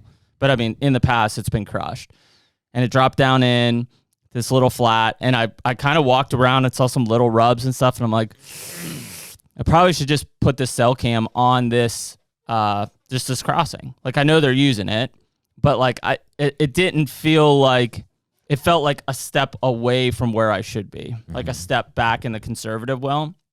So I walked a little further, and sure enough, like found a bed. I'm like, probably a buck bed. Found another one, probably positioned on like wind or sun, and then just boom, fresh scrape, like right there. And it's like, here, you're in it. This is it. This is the core right here. Yeah. Back up a little bit, find out where he is, put that camera up. Know that when I hunt that, I'm probably going to hunt that crossing because I'm 100 yards from the bedroom, right? I don't need to be on top of them. I just need to be within the game there. Mm-hmm. But yeah, I mean, it's just, and a lot of that started with e-scouting. Like, you know, a lot of people will say, well, you know, you can't e-scout to them there. But when I'm hunting 30,000 acres of public, like I got to narrow it down somehow. Yeah. So I mark something on the map and then I work my way to it. And if I find something better before I get there, perfect. But if not, I have a point that I'm going to, and then I'm going to back the whole way back out. So, but yeah, it's I think those are the things where, like, as we start to talk about cameras, even if you're on private land, like you're just kind of throwing them up in spots. And then to your point earlier, you're not reading what's actually happening. Like you're observing, but you're not reading what that deer is doing, all those trees he's passing to get to that camera, to get to that scrape, whatever it is. And that's what you need to know to be able to kill them. Mm-hmm. So I think it's just reading, getting more into the woodsmanship side of things and reading it. Oh yeah. I mean, it's all it is. And it's, I don't know how you teach it either. It's like I think you just have to do it. You're going to mess up. You're going to fail. Well, seeing other people do it is helpful. Mm-hmm. I mean, that's a big part of it. You know, it's like, I don't know. I learned probably a lot of it from my uncle initially. Yep. You know, there's a ton of resources out there now, even if you don't have somebody close to you, just online. Definitely. I've built my own knowledge just by, you know, but there's a lot of wrong stuff out there too. I think there's a lot of just experience things like I picked an area. It was like, it's probably 3,000 acres of this one block. And I was like, okay, I'm going to put 1 or 2 cameras in this block. All I want to do is put it in an area where I'm going to get inventory. From there, I'll hunt terrain and wind and everything like that. But I got to get inventory, so you got to put it where the deer are going to be, you know, whether that's now and or anticipating in October or November. And so I'm looking at a map, and all I'm using is, in this case, because we're in like the Appalachians, it's like I'm using pinches, and I'm looking at the aerial in terms of, are there any edges? Are there any cuts? And then, but that's really all it is until I get there. And then everything else is like the EMAP's gone, right? Now it's just on the ground. Like, do I see anything that's thick enough for bedding? Do I see any scrapes? Do I see any rubs? Do I see how this terrain actually lays here on the different wind directions? So, you know, and maybe we take that for granted. There's a couple really good resources out there. There's like a Hunting Bucks by the Wind book that's really good, but you know, being able to look at that terrain layout on an aerial photo and say, here, these 3 spots I need to look at. Because that's what it really comes down to, is like, I'll mark 2 or 3 spots and say, I want to look at these 2 or 3 spots. And I've narrowed down 3,000 acres to 2 or 3 spots. Odds are I feel confident enough that one of those 3 spots, if there's a good deer in that area, I'm going to find the sign, and it's going to basically reaffirm what my thinking was, and I'll put a camera there, or I'll hunt there, whatever I'm doing. If I don't find the sign there, I feel confident enough in my scouting research that I'm like, there's not one here that I'm hunting. Maybe one shows up later, but at least as of right now, he's not here. So I think that's the most recent thing. There's a bunch of guys who were telling me they were scouting big areas this summer, and I said, not that I think there's anything wrong with that, but like now's the time I start scouting, because the sign's just showing up fresh. Like, right. You can find historic sign, but in the summer it's tough. Like last March would have been great to find historic sign. Right. This summer's tough. Like now, anything I'm finding, I'm acknowledging historic stuff, but I'm looking for fresh stuff. Is he there right now? Yeah, I think the postseason scouting is more of an affirmation of terrain. Like if you've not been in an area, because it's like, well, you can throw all your caution to the wind too. If you were skirting a bedding area because you're like, I don't want to push them, go now, dive in, see what it looks like. I think it's more confirmation of terrain than anything. From it's like, well, yeah, of course, there's going to be sign. You know, if it's like, oh, you suspect that this is a bedding area, you're like, yeah, okay, there's a sign here. Yep. But a lot of times those postseason scouting things will turn up like micro details in the terrain that help you hone in to be like, oh, here's how he's slipping around this knob. Here's, here's where he's landing and why there's this little saddle here. I couldn't realize it wasn't showing up on my, on the topo map or something like that. So truthfully, I don't do like a whole lot of it. I don't have to normally. I mean, when we go to Kansas, you do. Postseason scouting is what I'm talking about. Oh, I thought you were talking about just scouting on the map. Oh yeah, no, we definitely do a lot of aerials. I mean, that is how you pick an area to start. Yeah, I mean, I would assume your postseason scouting is shed hunting. Yeah, it's one and the same, and it's tough because it's like you don't do them the same way. Like you don't look for sheds where your scouting bedding areas necessarily. I mean, some of them might overlap, but not a lot. But it's kind of a different thing. So I don't think you're doing either to its maximum potential. But I'm more interested in most cases, I'm more interested in looking for sheds than I am in looking at property I've already looked at. I think some of mine will change this year because I'm going to bury half dozen to 10 cameras on like where I would assume to get inventory, like probably a big scrape on a ridge or in a funnel, and just leave that camera buried and then go pick it up in March or whatever. Yeah. So it's like a different intel. You know what's really funny, dude? This is kind of in line with you. I've been thinking about this. It's funny how like we create a mental picture of these properties and what deer do in our minds. Oh yeah. Based off of observation and camera data. And I don't think it's right a lot of the time. Well, I mean, not that it's wrong, but I think it's such a snapshot in time. For instance, I'm going to show you a spot here on Spartan Forge that I have like known about. It's been on, I mean, it's not like it's a new piece of property. It's been on our property and I've maybe like paid us some mind, but I've just like completely missed it. And I was like literally laying in bed last night and I'm like, what am I doing? I'm like, they're freaking coming through there. And I've never even walked to this spot, I think. Like this is a spot that I may not have ever walked through. Look here. This is the Ramsey. Here's Scary Oak. Scary Oak is up here. Here's Double Drop. Look at that freaking ditch right there. Yeah. That's a hub right there. It's a mega hub. Yep. And I mean, it's a low spot, so I don't know from Where's West the road to go into the Ramsey? Like here? Yep. Because that's where you saw that big one with that doe last year, right? Yeah, I mean, I was up on Gobbler's Knob here, and he was way across. Yeah, probably dropped down a ditch at one point. Are you kidding me? What am I doing? And didn't they see a giant over here a couple of years ago? I mean, yeah, they get a lot of good deer here. So they have a stand here on this kind of pinch point. But if they're coming out of this property, it's here. Yeah, anything northwest, they're coming up. Or it's right there. Yeah, they're coming up on that. And I guarantee you, they're laying right in here. Probably a big scrape down in there. I'm sure there is. So if nothing else, I'm gonna go down in there and I'm gonna get a camera. I may do that this next coming weekend here. I'll guarantee there's a scrape right down in there. Well, and that's what I'm saying is like, and you won't know until you get into it, right? Like but it's one of those places on the map you mark and you're like, I need to go and see this. Yeah. And I think, again, maybe it's going back to where people are like, well, I just don't want to disturb the area. I mean, between now and really through the rut, like it's the best time to like go and look for active sign to set up on something. Like to your point, I wouldn't necessarily just go in without my stand if it's like on, like I really think this is a good spot, like I'm gonna go. But if I'm just going to hang a camera or something, I'm scouting, I'm not hunting. I think Cody made that point.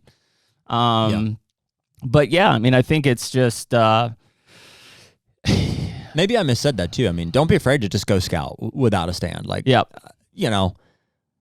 if the line being like, if you're pretty confident he's in an area. Well, it's different if you're pressing in on him to kill him versus I just want to see what's in the area. Yeah.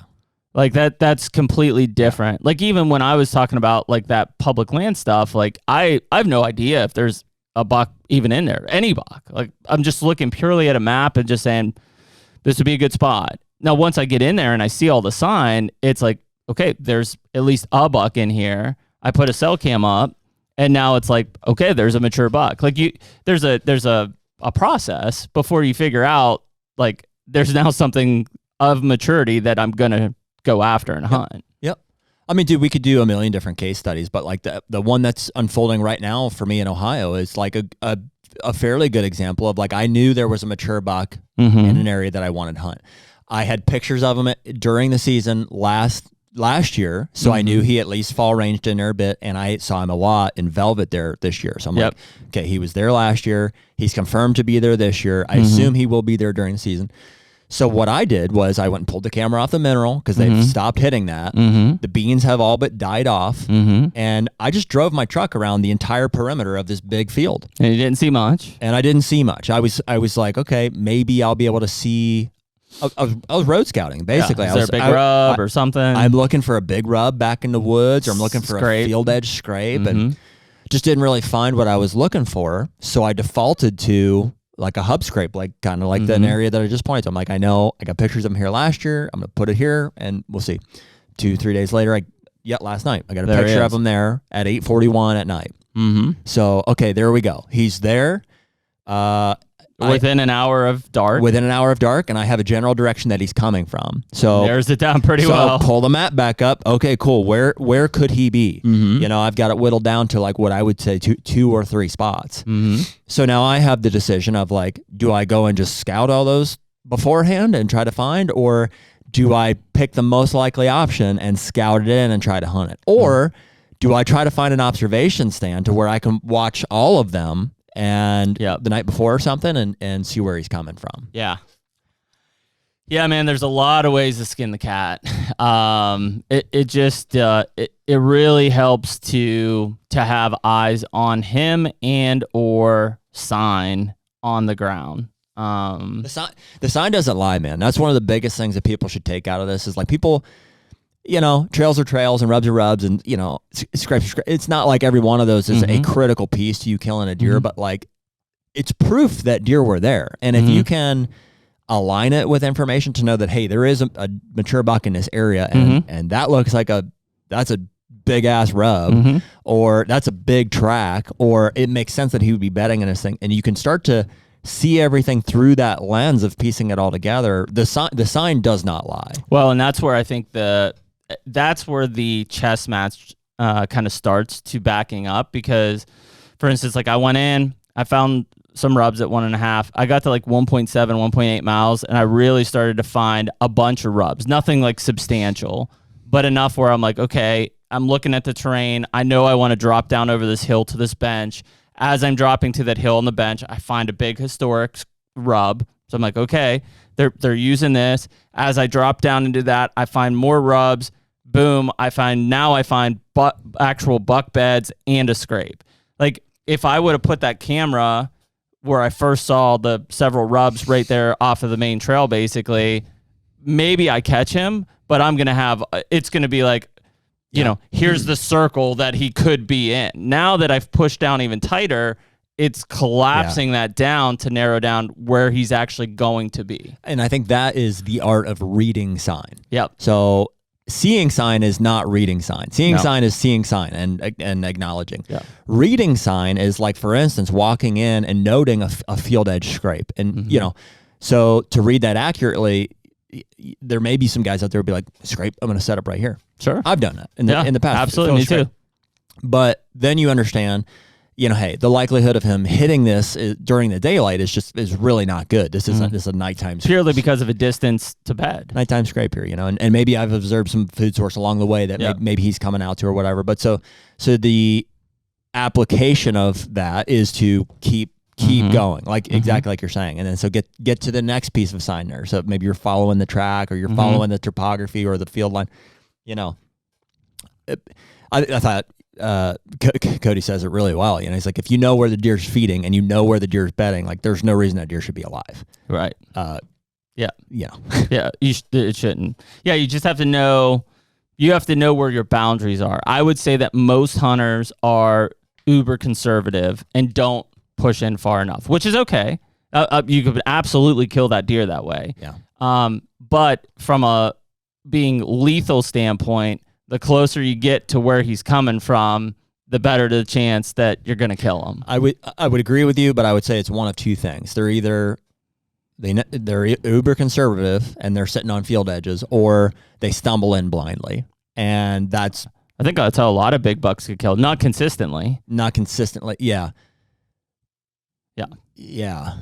Well, it's just you could do more harm than good that way. It's like, it's like I wouldn't recommend just like, hey, go climb that big cliff without knowing what you're doing. No. And not like the consequences the same there. It's like, but hey. Well, but I think we've all, for whatever reason, not going to blame just hunting media, but we've all kind of been evolving away from aggressive. We've been pushing more towards like conservative stance, like just find the sign, stay here. Oh yeah, I think there's recently. I think there's very few people that are like, I'm going balls to the wall to kill this deer. I don't think so. I think that mean, you've got guys like Andre and Cody. We talked about Ben Rising, and I'm not saying any offense to these guys, but the whole public land craze has all been about going deep in after them, right? Yeah, I would say so, for the most part.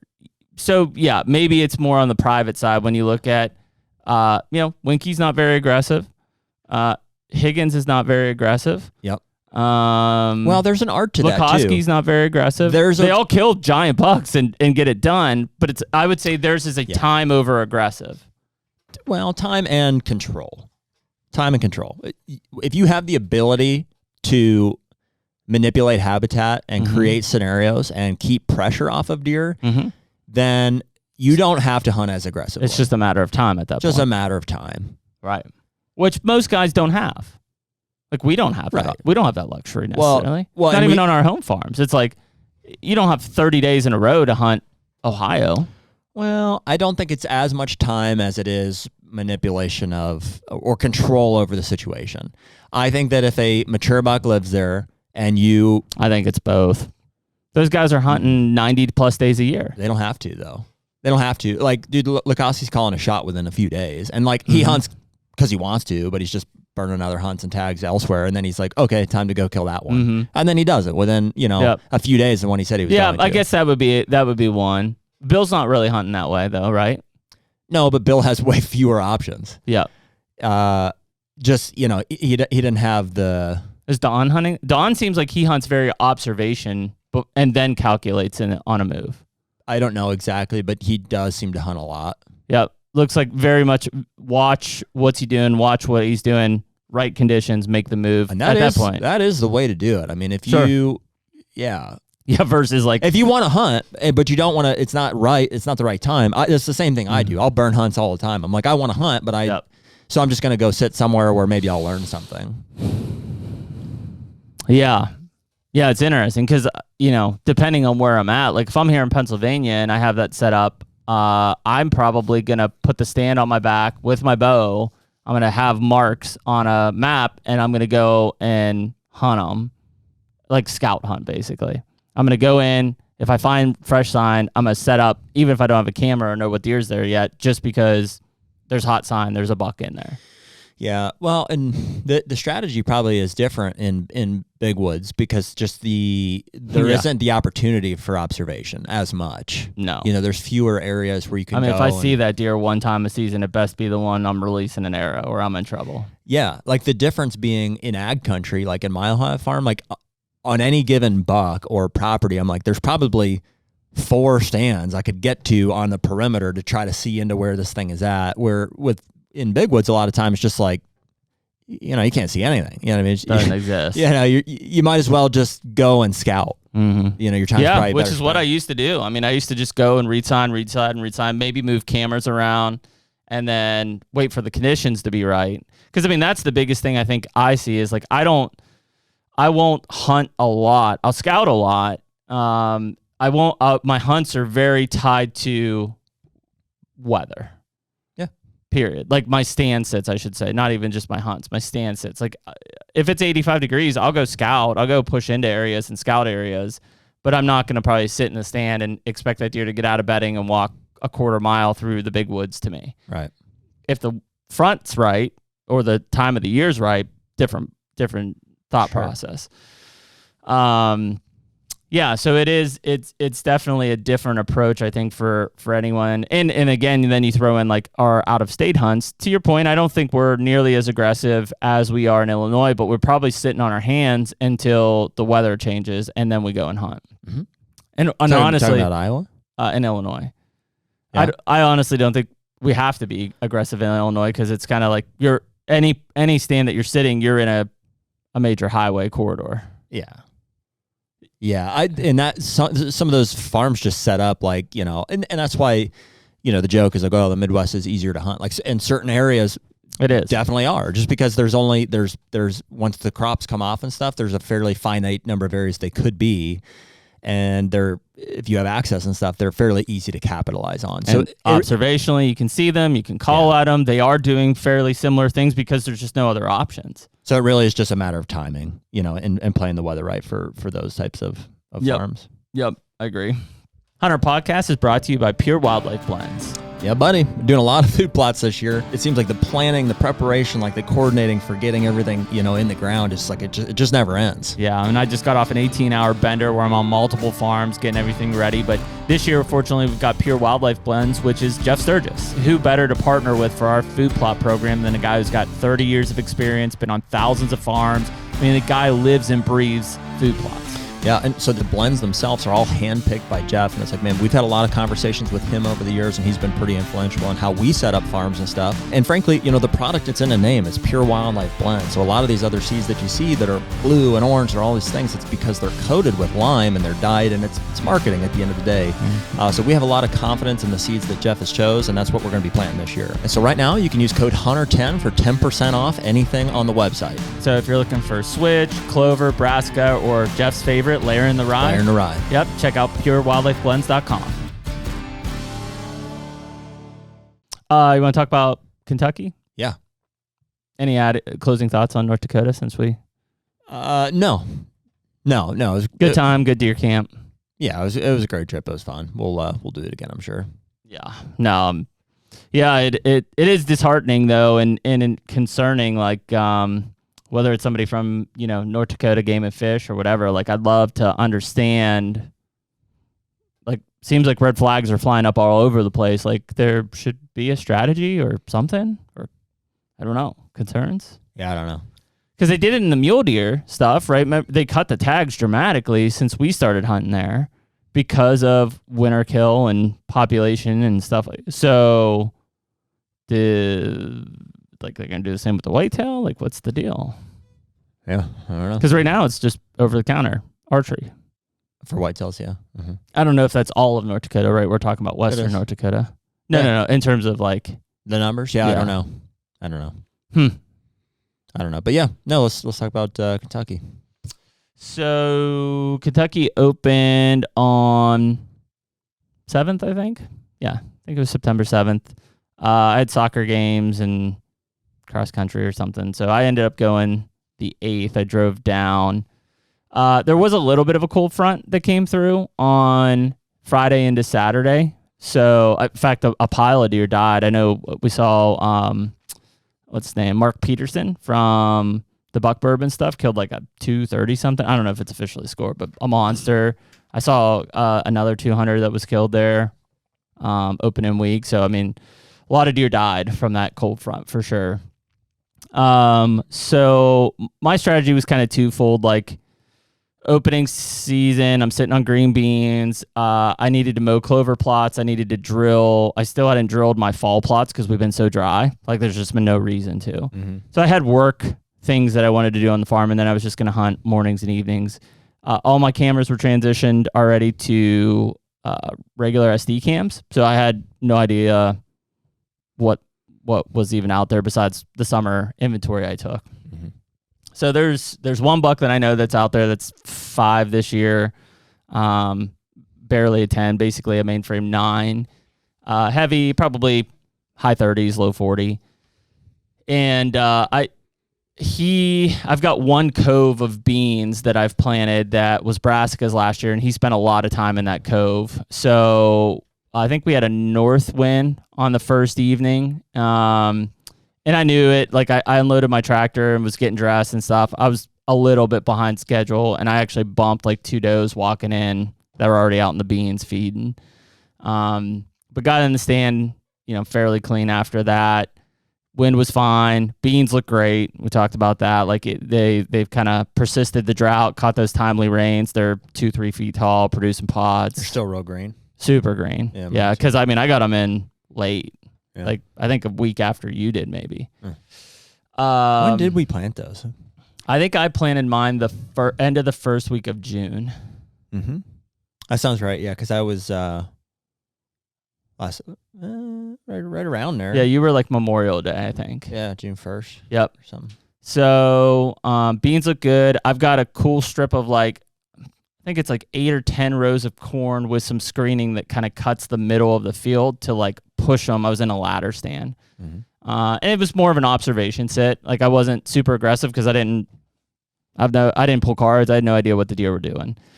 Had a doe out in the field at first, 30 minutes probably after I'm in the stands, 6:30 or 6:45, that 5-year-old steps into the bean field. And I'm like, full velvet, looks awesome.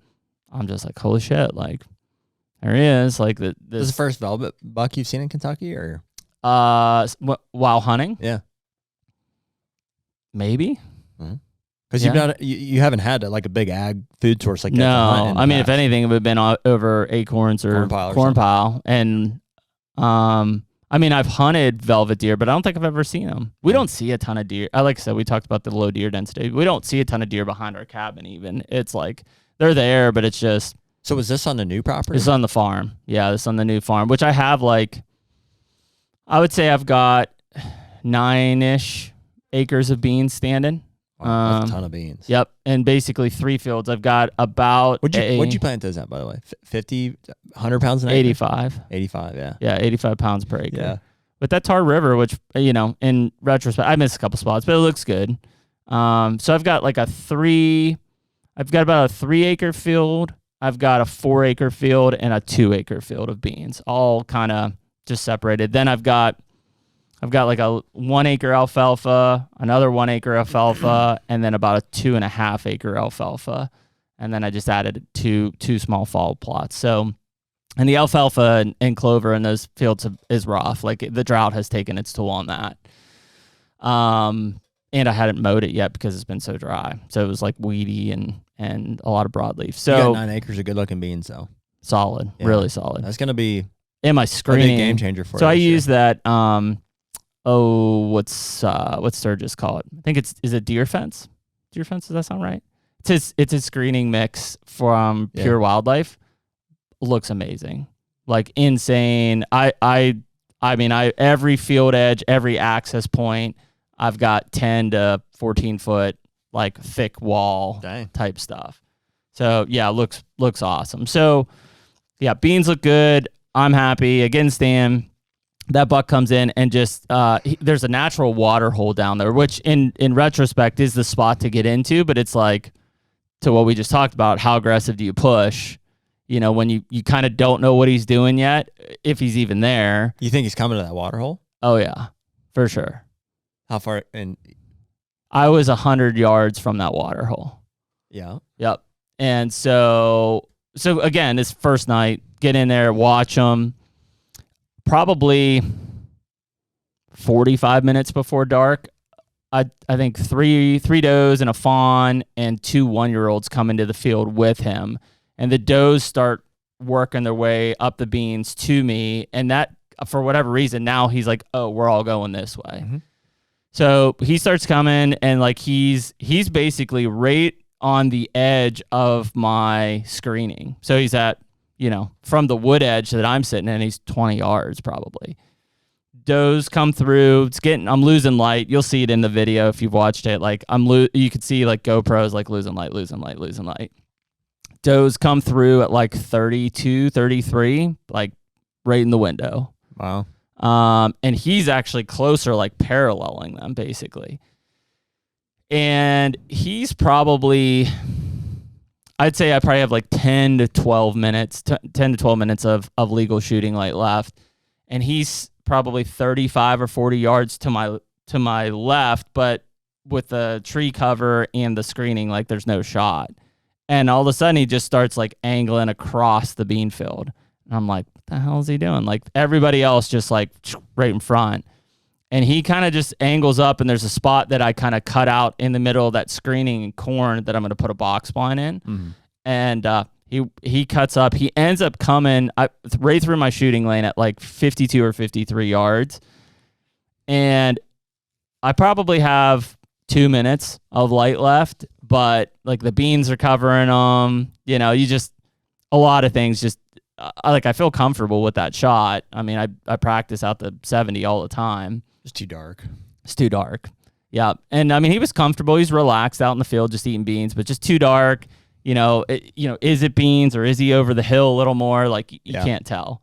So I end up sitting there for probably another 45 minutes because I can basically just see like silhouettes out there, and then I could slip out and get out clean.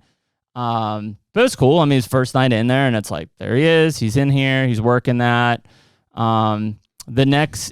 The problem with that farm, because of the way that those fields sit up on the top, is I have one area, maybe two, that I could hunt mornings. And I didn't feel good. The wind wasn't right for either of those. So I ended up going behind the cabin, which, if anything, I'm looking for that big 2 or 3 year old from last year. Mm-hmm. You know, whether he's 3 or 4 this year, that deer should be all over 60s this year. Again, haven't pulled camera cards, so I don't know what's back there. Yeah, you haven't seen him yet. Nope. No, I don't have any. I've only checked cameras once. So last year he showed up September 10th, and he was there till October 15th or 16th. Then he left, and he came back in December. So I was there the 7th and 8th. I hunted that morning, saw some does. I did have there's a pile of red oaks dropping again. I had an adult doe and a fawn go up into this oak flat, and I could hear red oaks dropping, and it was probably like 8 or 8:30, and I had like 3 distinctive buck grunts. Like I thought at first, like maybe it was her, I remember you saying that. You know, but I'm like, man, that's not a doe grunt. Like that's a buck grunt. They came back out, like kind of trotting back out of there, and nothing else. I didn't see anything else for the next hour. So I don't know if there was maybe a buck in there eating acorns, and they kind of he was just like, yeah, don't be in here. I pulled camera cards later on, and I had 4 or 5, probably between 2 and 4 year old 8 points in there, but he wasn't on any of those cameras, that big one. And there should be 1 or 2 other mature deer that are around there, and I didn't have them on camera yet either. So, you know, as of right now, no shooters for me, at least back there. Kids shoot any one of those, but no shooters for me there. So I did some work at the farm, mowed some trails, mowed some alfalfa and clover plots, drilled, expected hurricane rain, didn't get shit, of course. That's how it goes. So it's like 90 degrees and probably baking everything right now. Went back into that same. So this is where when I was on the tractor now, and again, you know, people can say what they want. When I was on that tractor, I kind of pushed down about 40 or 50 yards from that ladder stand towards the water hole. Because I was like, all right, if I can see a stand that I could hang closer, like I'm going to do it. Like this is now, I've seen what he does. The wind was a little bit better. It was more northwest than north, so that works to my advantage of how I come in. If I could find a stand sit right there, then I'm in the wheelhouse. Couldn't find anything. In fact, the only tree that was like possible to use was like there's a giant red pine like point blank to the water hole, but there's like no cover. So oh really? Yeah. So I mean, the nice thing is there's a lot of ground cover. Like there's a lot of low brushy stuff that like if he's sneaking into that water hole, like if he looks up through the gap, like I'm visible. But if he's in there, like he's dead. So I kind of looked and went back and forth. How big is this water hole? It's like an old like marshy swamp. So it's probably smaller than this room. But when was it?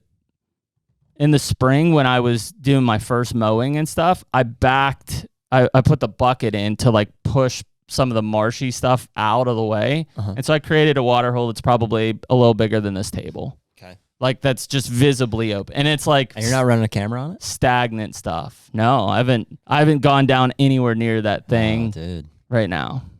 Gotta get a camera on it. I mean, I assume he's hitting it, and maybe a couple of these other bucks, but like the other bucks, I've got some stud 3-year-olds. How far from there you think he's betting?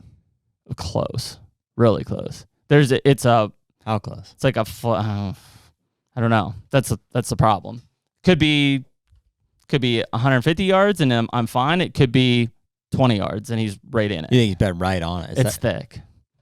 Yeah, so it's like a point that comes out heading straight west, and then drops off on both sides and on the backside, and it's just real thick on the top. And when I was in there in the off season, I mean, it's just rubbed to shit. Like there's just giant rubs all through there. How far is it from there to the field edge? From the water hole to the field edge? Yeah. 3 yards. It's like right off the field edge. Mm-hmm. Okay. Yeah. So he's probably not betting right on the field edge.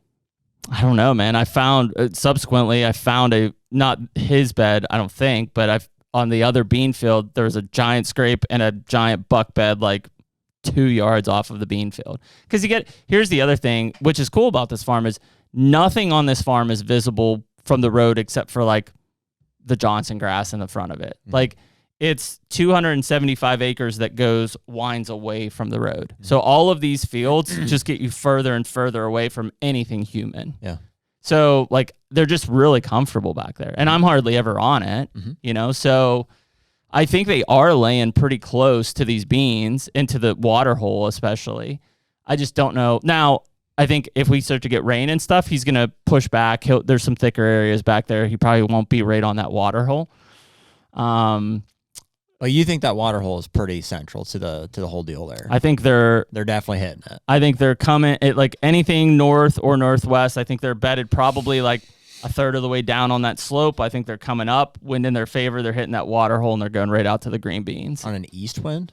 On a north wind. Okay. Yep. Or on an east wind. Yep.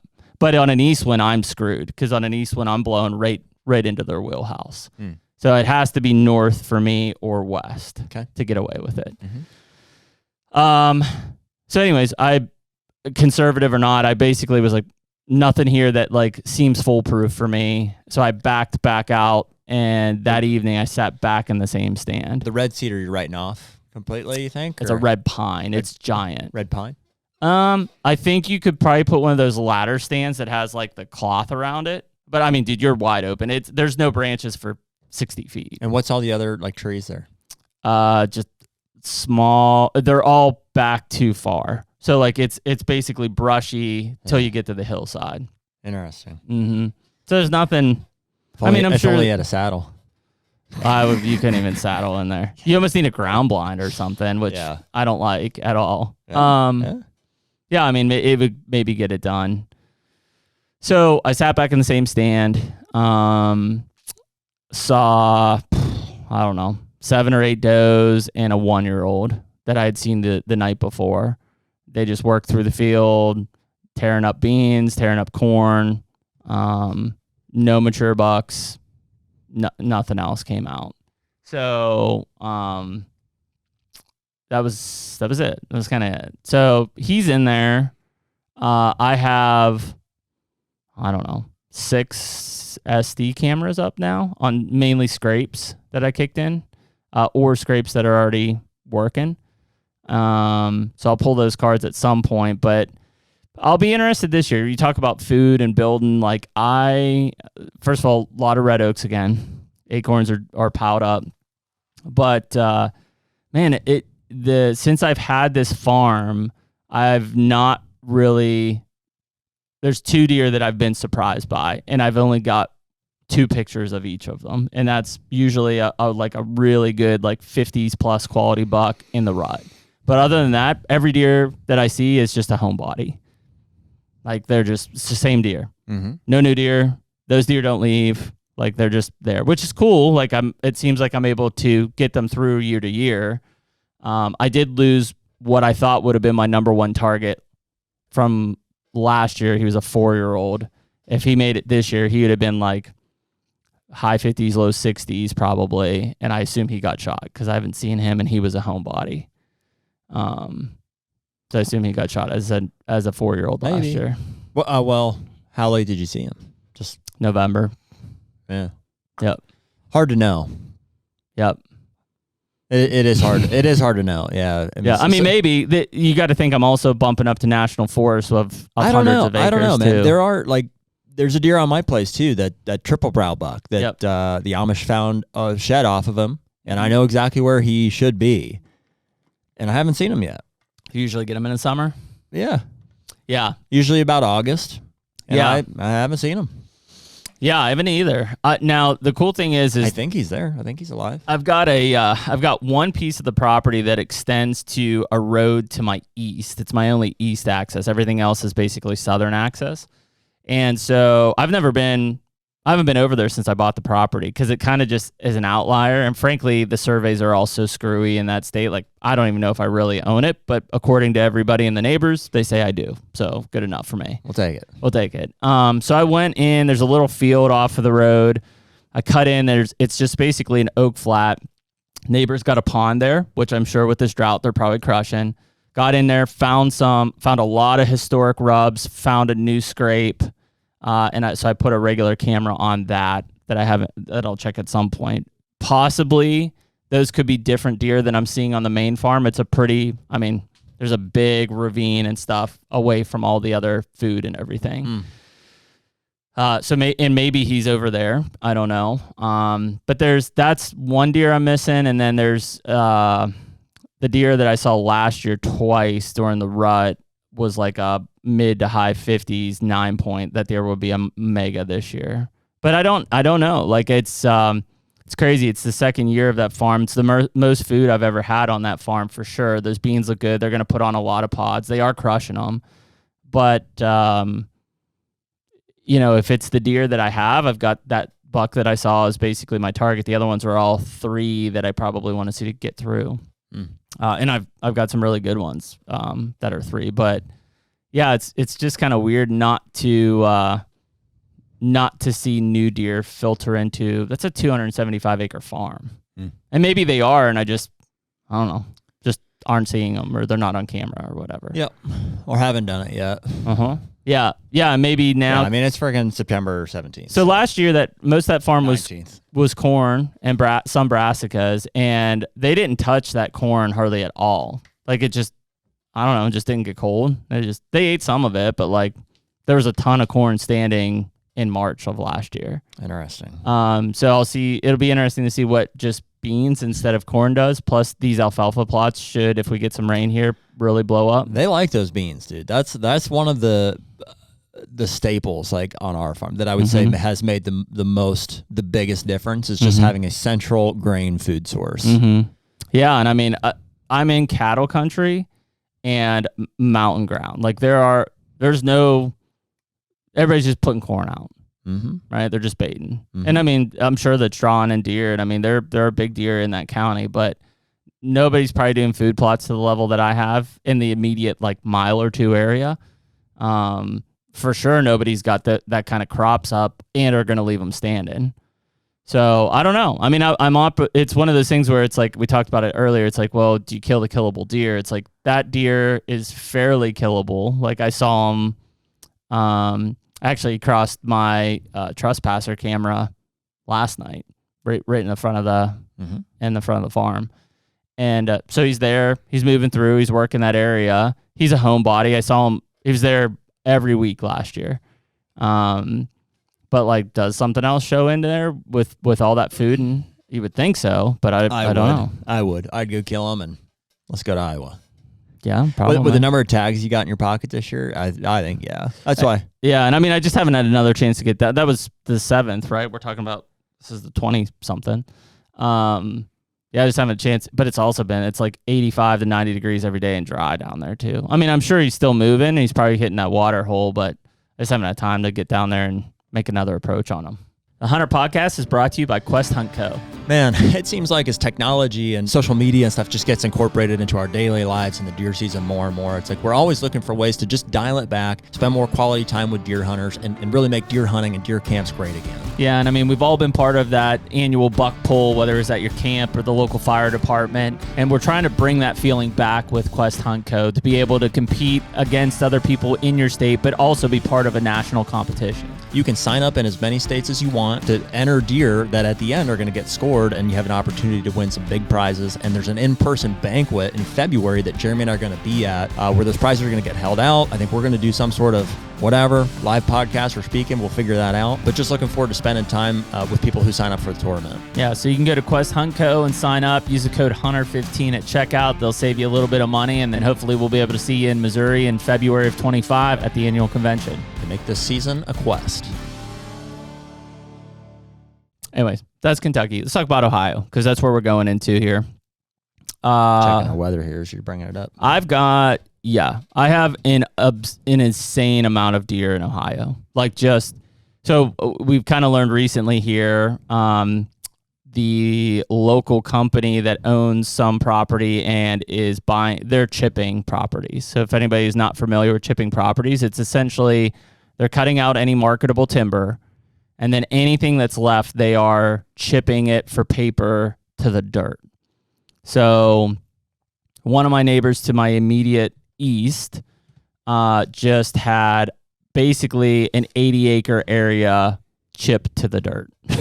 So it's like an 80-acre hillside that's just bald dirt.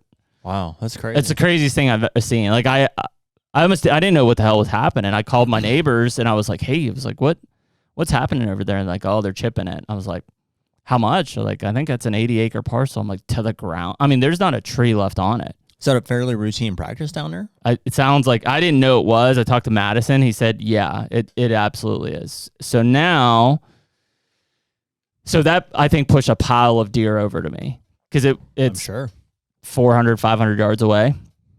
And now there's a 40-acre piece adjacent to my north and east that they called me yesterday that they're going to remove timber and chip here in the next 2 to 3 weeks, which is probably going to push another. I have too many deer. Like it's I can't grow anything. Like it's the driest place out of probably all of our farms, I think. But I also think I just have too many deer. Like if rye is coming up, they're just mowing it.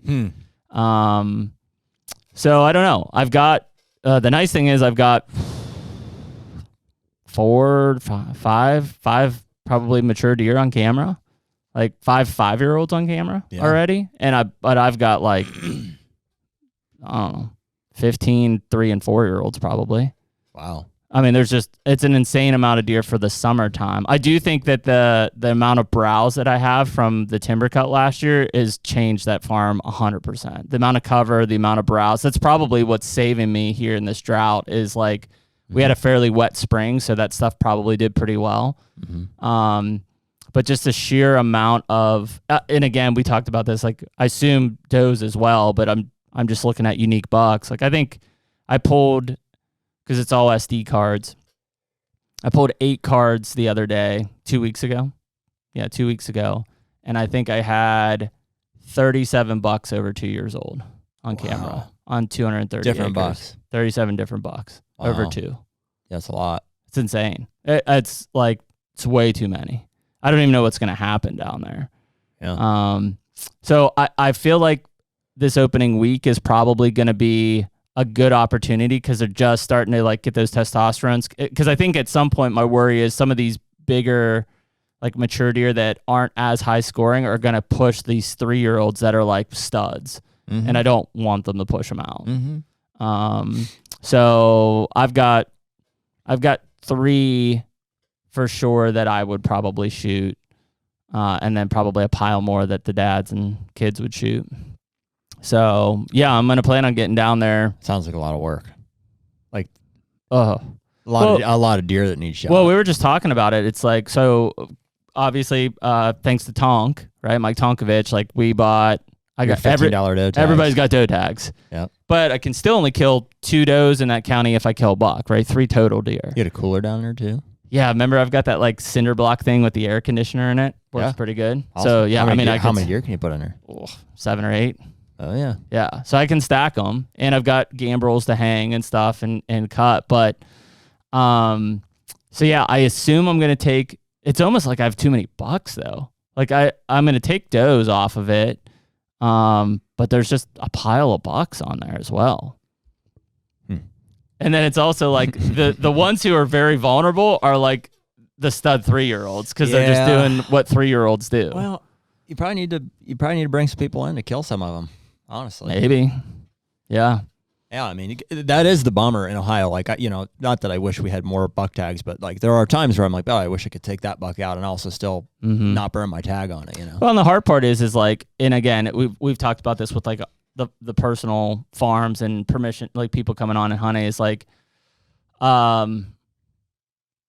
the same time, I don't want to restrict somebody. Like if I had somebody come down and hunt, and like, I don't know, like a big 3-year-old comes by and it's like the best deer they're ever going to kill. Like I hate telling them like, don't kill that deer. Yeah, but you're bringing them in for a purpose. I know. It's just, you know what I mean? It's just like, I don't want that to be the experience that they have. And again, if I set it up right, it's like, well, I'm putting you in an area that this deer probably is not in, but it's 230 acres. Like he's going to be across on a lot of it. There's plenty of people that'd be happy to, my dad's the same way. Well, your dad just doesn't know what he's looking at. I'm going to be like, Dad, don't kill this deer. And he's like, yeah, of course not. He's a 3-year-old.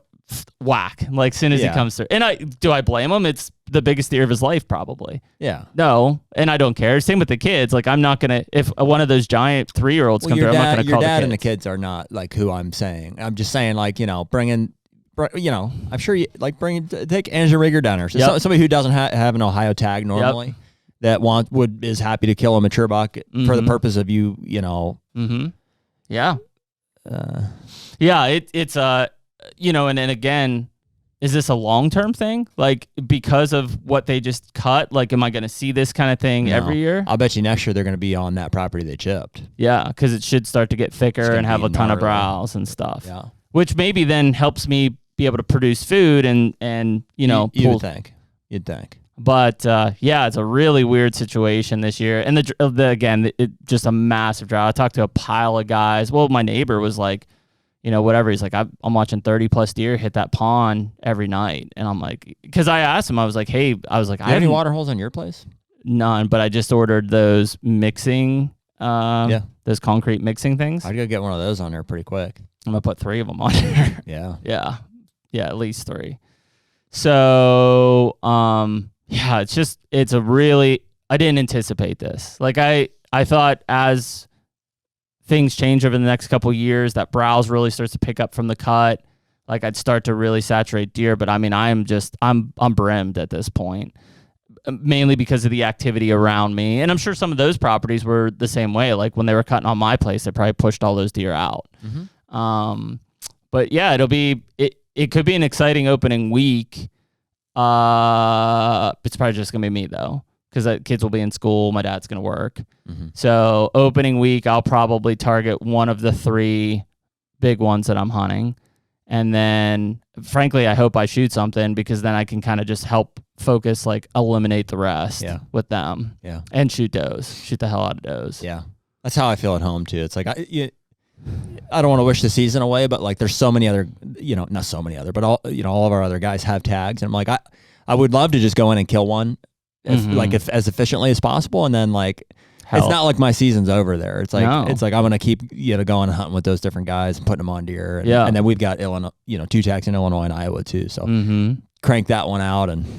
Yeah, and as easy as we make that seem, probably not going to happen. No, probably not. But and it's okay. Like I don't feel the pressure to because like I said, that grain source is going to keep them there. Like it's getting better and better every year. So boy, I'll tell you what, I'll get on something later. In the that year. Was surprising. I mean, given like again, I'm in cattle country, rolling hills. There's no real crops around me. If anything, people are just putting out a shitload of corn. I mean, they mowed 4 acres of beans like it was nothing. I mean. Stubble. Yeah. So I actually talked to a guy who's a deer grow dealer, and he's got equipment. I think I'm going to go in. I've got some tree lines that are in there that it's still 4 acres, but it's kind of breaks it up into smaller fields. I'm like, dude, just open it all up. Give me just one giant 4+ acre field, essentially, in that bottom. That'll be my destination source. And then all my access points are using the roads and stuff around. So that should help. I assume there's acorns dropping now. I haven't really seen anything. When I was up there, that was before the Kentucky opener that I was there last. And again, I have everything's SD cards, so I have no idea right now. I know, I have enough intel from 2.5 weeks ago that there's plenty of bucks that I want to shoot. So yeah, what's your cell cam like strategy at this point here? So like I know, not you were like, hey, I'm going cold turkey or anything. No. But so how many are you checking our account? Nope. For the regular, you're not. No, I haven't logged in and. Okay, so you do want me to be sending you stuff like from Illinois? Are you not sending me stuff? Well, there's a few things. Yeah. He's like, we are opening. Well, I didn't know if you were checking it or not. No, I don't look at it. The only time I looked at it was when you said, hey, yeah, like these cameras are down or something. And I will look at it if I go out to Illinois next week. Because I'm going to have to put those cameras back up. Sure. Okay. But no, I'm not checking it. So I noticed your PA cams are not on that account. They're on my account. You are running them on your account. Yep. Okay. Yep. So I have. So how many cams do you have activated on your account? 4, 5. Just the 4 in the mountain. Okay. Yeah. No, 6. Because I have those 4 in the mountain and I have 2 trespasser cams. You have the Illinois one shared with you? Nope. Okay, so you just have a very small handful. Yeah, and the guys in Columbus shared me all their cameras. I've deleted them out. So I don't have any of those in there either. Okay, yeah. So I have the... Waste this time anyways. Yeah, there's one deer right now. So I have the only... Besides like trespasser cams, which, yes, I get deer on them. I've got all of my mountain cameras that Rieger and Testa and I are putting up for this mountain series are cell cams because I'm not walking 2+ miles in to check that fucking camera. Yeah. Yeah. Just that. But that's it. So I have 4 mountain cams right now running. Nice. Yeah, we put those flashbacks up, which is cool because we've probably got a 3-year-old 10-point that's like high 30s. I got, he's an 8 or a 9 was the one that I hiked in the other day. That's for sure mature.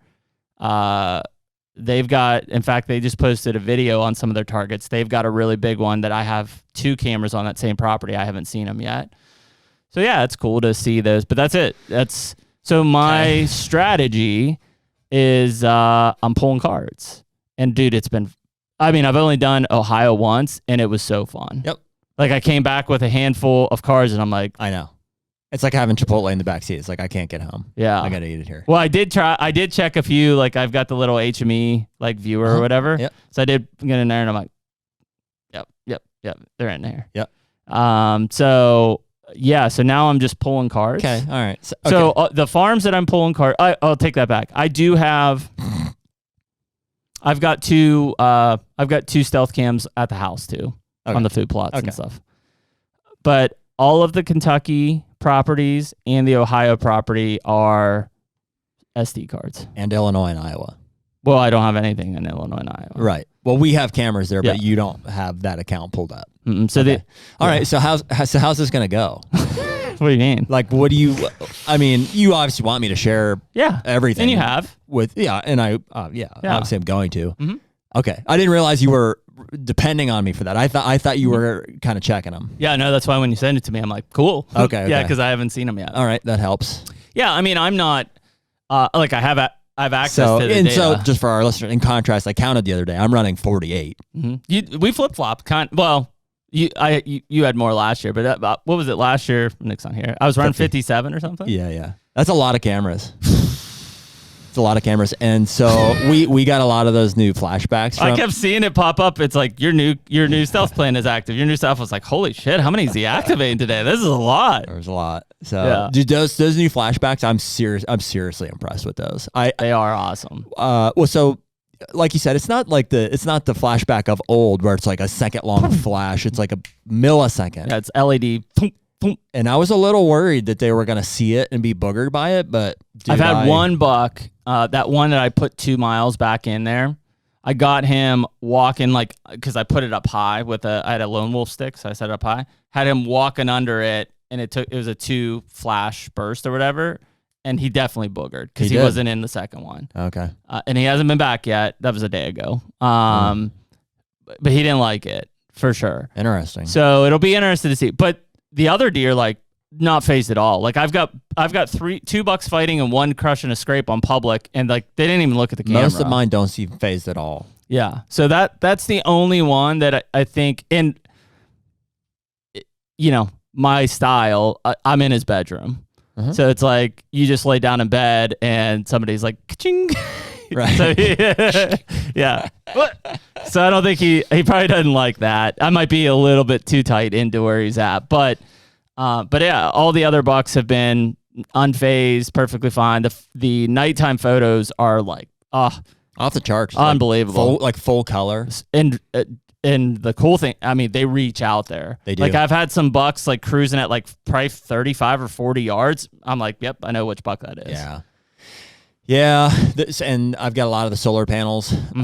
They're better than they have been in the past. Like in the past, I've maybe had some, like, I don't know, they're different. And I was worried that they were draining the battery or something. And so far, so good. I mean, I charged them all prior to putting them out, and I'm only putting them out in full sun. And they have like that screw right now that goes in the bottom. Like is it threaded? Because remember the old ones, you just plugged it in. And you're like, man, squirrels. Well, one of the best. I brought you a whole box here too. So speaking of, yeah. It's because I put them in Illinois. The solar panels have a much shorter cord on it now. Oh yeah, which is really nice. That one was like 6 foot. You're like trying to wrap it around. Stupid. So now it's just quick and dirty. Put it on the same strap. Right to it. Yeah. Yeah. So no, I'm not.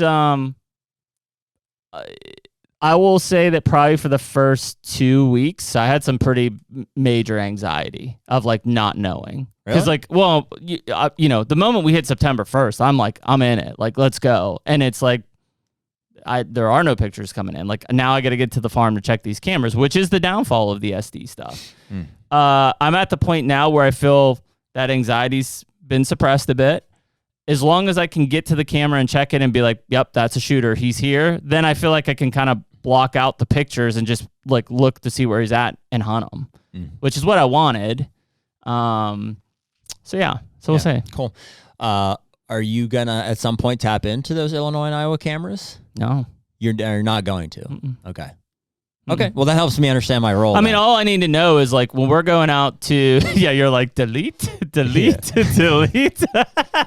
I'm like, there's nothing at this camera. You're like, I don't know. That's crazy. Well, I mean, all I need to know is like, let's use Illinois for example. Like, if there's two or three shooters, what bucks have shown up? Yeah, if there's 2 or 3 shooters on camera, almost every spot they could be, right? It's just play the wind and hunt them. Yep. Like there's only 2 spots that we can hunt on a certain wind. You're in one, I'm in the other. Right. Iowa will be the other one where it's like when we go out, it's like, okay, we've got these farms, these areas set up for the right wind. Is there a shooter there? Pretty much every farm there is. I think it's a similar deal to Illinois. Yeah, if we know a buck is on the property, then get in the stand for the wind. The question for people are going to be like, well, what happens if you have a 200? Well, yeah, if we have a 200, we'll figure it out. We'll figure it out. Yeah. So delete. Save on phone, delete. Nah, I'm pretty good about it. Yeah. So no, I haven't looked at them, and feel pretty good. It is nice to have some coming from the mountain. Like I only get like whatever 3 pictures a night, but dude, it takes me 50 cameras is a lot to manage. There's at least like a 10 or 15 minute like scroll session before bed and when I wake up and stuff, and then obviously throughout the day there it's like, I think my trouble when I had that many cameras was like if I just went into the pictures to like look at them, I'm like, it's just almost like too much. Like I wanted to go in and like, let's see this camera. Okay, let's get. But then every time I go back, it like takes me to the top, and I'm like, damn, I gotta scroll back down. We need to talk to Chris. That is, if I was gonna change one thing about that app, it needs to. If I go back, I want to go back to where I left off. Exactly. Yeah. Exactly. Because I didn't even know there was just an all picture scroll until this past year. That's an overload. There's a lot of pictures in that. Yeah, well, that's what I do though, and I just try to dial I'm fine tuning the settings because I don't want too many. I don't want to drain the batteries. I want like a reasonable amount of. That's kind of an art in and of itself. It's like, what is the delay and picture burst and like sensitivity on each of these, like on a scrape, on a mineral, on a trail, like to maximize the intel with limiting the. I think the only downfall on the flashbacks, I mean, they're great pictures, cameras are great, is like I sold a kidney to put lithiums in each one. It's 16 lithiums per flashback. I've spent $1,600 on batteries so far this year. Did you bring me any of those? I forgot. I forgot. I forgot. I got you solar panels. I did bring you like 6 solar panels. Okay. Sorry about that. I brought you a box of cameras, some stands, some solar panels. Okay. Cool. Yeah. So I don't know. We'll see. Like I feel like I had enough. Like I was cool. I was just even like I was showing the guys when we were out in Michigan here this week. It's like, you know, like there's all my pool for Ohio, and like if I flip through it, I'm like, it's gonna be a great year. And like it'll be nice to know if anything new shows up, but I'm fairly content with some of the mature deer I have to hunt there. Let's talk real quick. Let's talk ballpark strategy for travel. Okay. So I think because it's gonna go fast, and I want to just like have some sort of a framework here. Meaning like because October or October 1 opens Illinois and Iowa as well. So like we're wide open. No, yeah. I mean, I think we're gonna start in Ohio, right? That's the plan. So next weekend. I mean, because it's here, so we might as well talk it out. We're gonna start in Ohio next weekend. Mm-hmm. Are we committed to Pennsylvania for the second weekend? With Johnny and Rendell and those guys? Potentially. That's the thought. The only throw-offs would be is if like my kids are adamant to hunt and or I have a mountain giant on pattern to kill. Okay. That would be my only throw-offs on that. But other than that, yeah, it's just going to have for a weekend. We're planning on it? Just deer camp. Okay. Potentially. So that's like early October. And then probably intel dependent.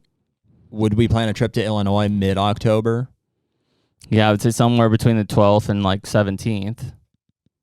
Okay. So we have the home farms to hunt up until then. Mm-hmm.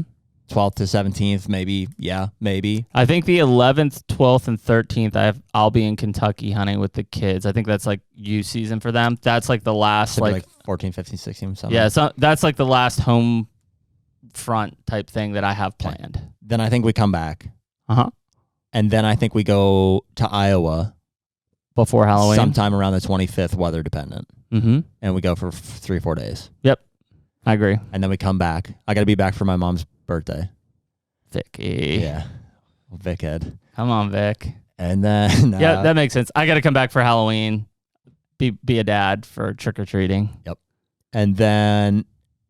Which is good. And then we have the first week of November kind of here. Because I think that's a good time frame to also, like, if we haven't got it done back home, like, that's a good time for him to try to get it done back home. Oh, yeah. Yep. Okay. So the first couple days in November, we're here. Yep. And then we're back on the 5th. Yep. Back to Iowa. Back to Iowa. Yep. And I'm good until... the 12th. Yeah, I think that's what it is. I think it's the next weekend. Whatever that weekend after the 12th is, I have to be back home anyways. Okay. But, yeah, we have jobs. There may have been a conflict of interest there, so we'll... Yeah, we'll have to look. 13th or something. Okay. It's whatever that Saturday is. Second, third Saturday. And then we're back. And I think that's the last planned trip. And then I think it's, at that point, the rut starts to wind down. I really don't want to talk about it at that point. Like, and then looking at it. We're going to have tags inevitably. And hopefully they are where we have food sources. I was going to say, for us, our Iowa is going to get... hunting is going to get tough in the late season because we don't really have food sources. I think those 2 trips that's our best bet. A lengthy rut trip and a pre-rut, like an October. Yep. Illinois also plays really well into that mid-October through before gun season. Like that's when most of our deer historically last year at least have shown up. But I think we'll be good in the late season because we have a lot of food too. Yeah. If they don't get killed in gun season. Right. The only thing that would change that would be like if we get a slammer in Iowa before mid-October, in which case I could see us going out there instead of Illinois. Mm-hmm. Like, we have a slammer on camera now, and he's kind of good one, yeah. Looking around, but we don't really have a ton elsewhere right now. Although some of these cameras are down. I know. Black Hawk down. The raccoons have been vicious on us this year. I know. Ugh. You are going back for sure. To Illinois? Yeah. What? Yeah. Yes, Illinois. Yeah, I'm leaving. It's just whether you can get out of the meeting in time. We should. I'm going out Monday, staying there Monday night, have the meeting Tuesday. I'll get out of there like 2-ish. I'm open by 2 or 3 o'clock on Tuesday.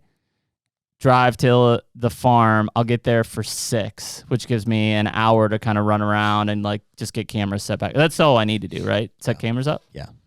Just fix 2 or 3 of them. And then I'll do it on the tractor too, that time of night especially. Yep. And then I'll turn around and drive back out of there. And I'll get home sometime Wednesday. Yeah. So I'll get those cameras fixed next week. Okay.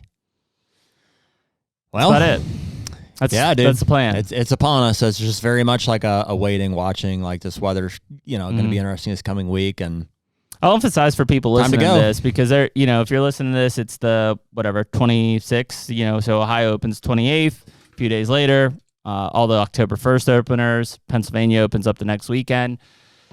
I feel like it was just yesterday, you and I were talking about you going to North Dakota and September's gone. I know. Like that. In a flash. Today's the 19th. Yeah. If the people listen to this, it's 26th. Wow. September's gone. So we say it every year. And this year, as always, we mean it. It's like, boy, take advantage of October because you might be like, well, I'm going to just sit back this week. Next thing you know, it's Halloween. And then you're still in a great time frame. Then next thing you know, it's Thanksgiving and things start to go they slip away from you pretty fast. So yeah, the next few weeks here, people talk about October lull and that. Screw that shit. Don't worry about it. Play the weather, look for the active sign, and get out there and hunt. You're gonna kill deer, but just if you sit back, I think you're gonna regret it at some point. Just fly by. There's only 30 days in October, 31. So, anyways, we appreciate you listening to this episode 205 with Jared and I. And we'll catch y'all next week. Later. Take me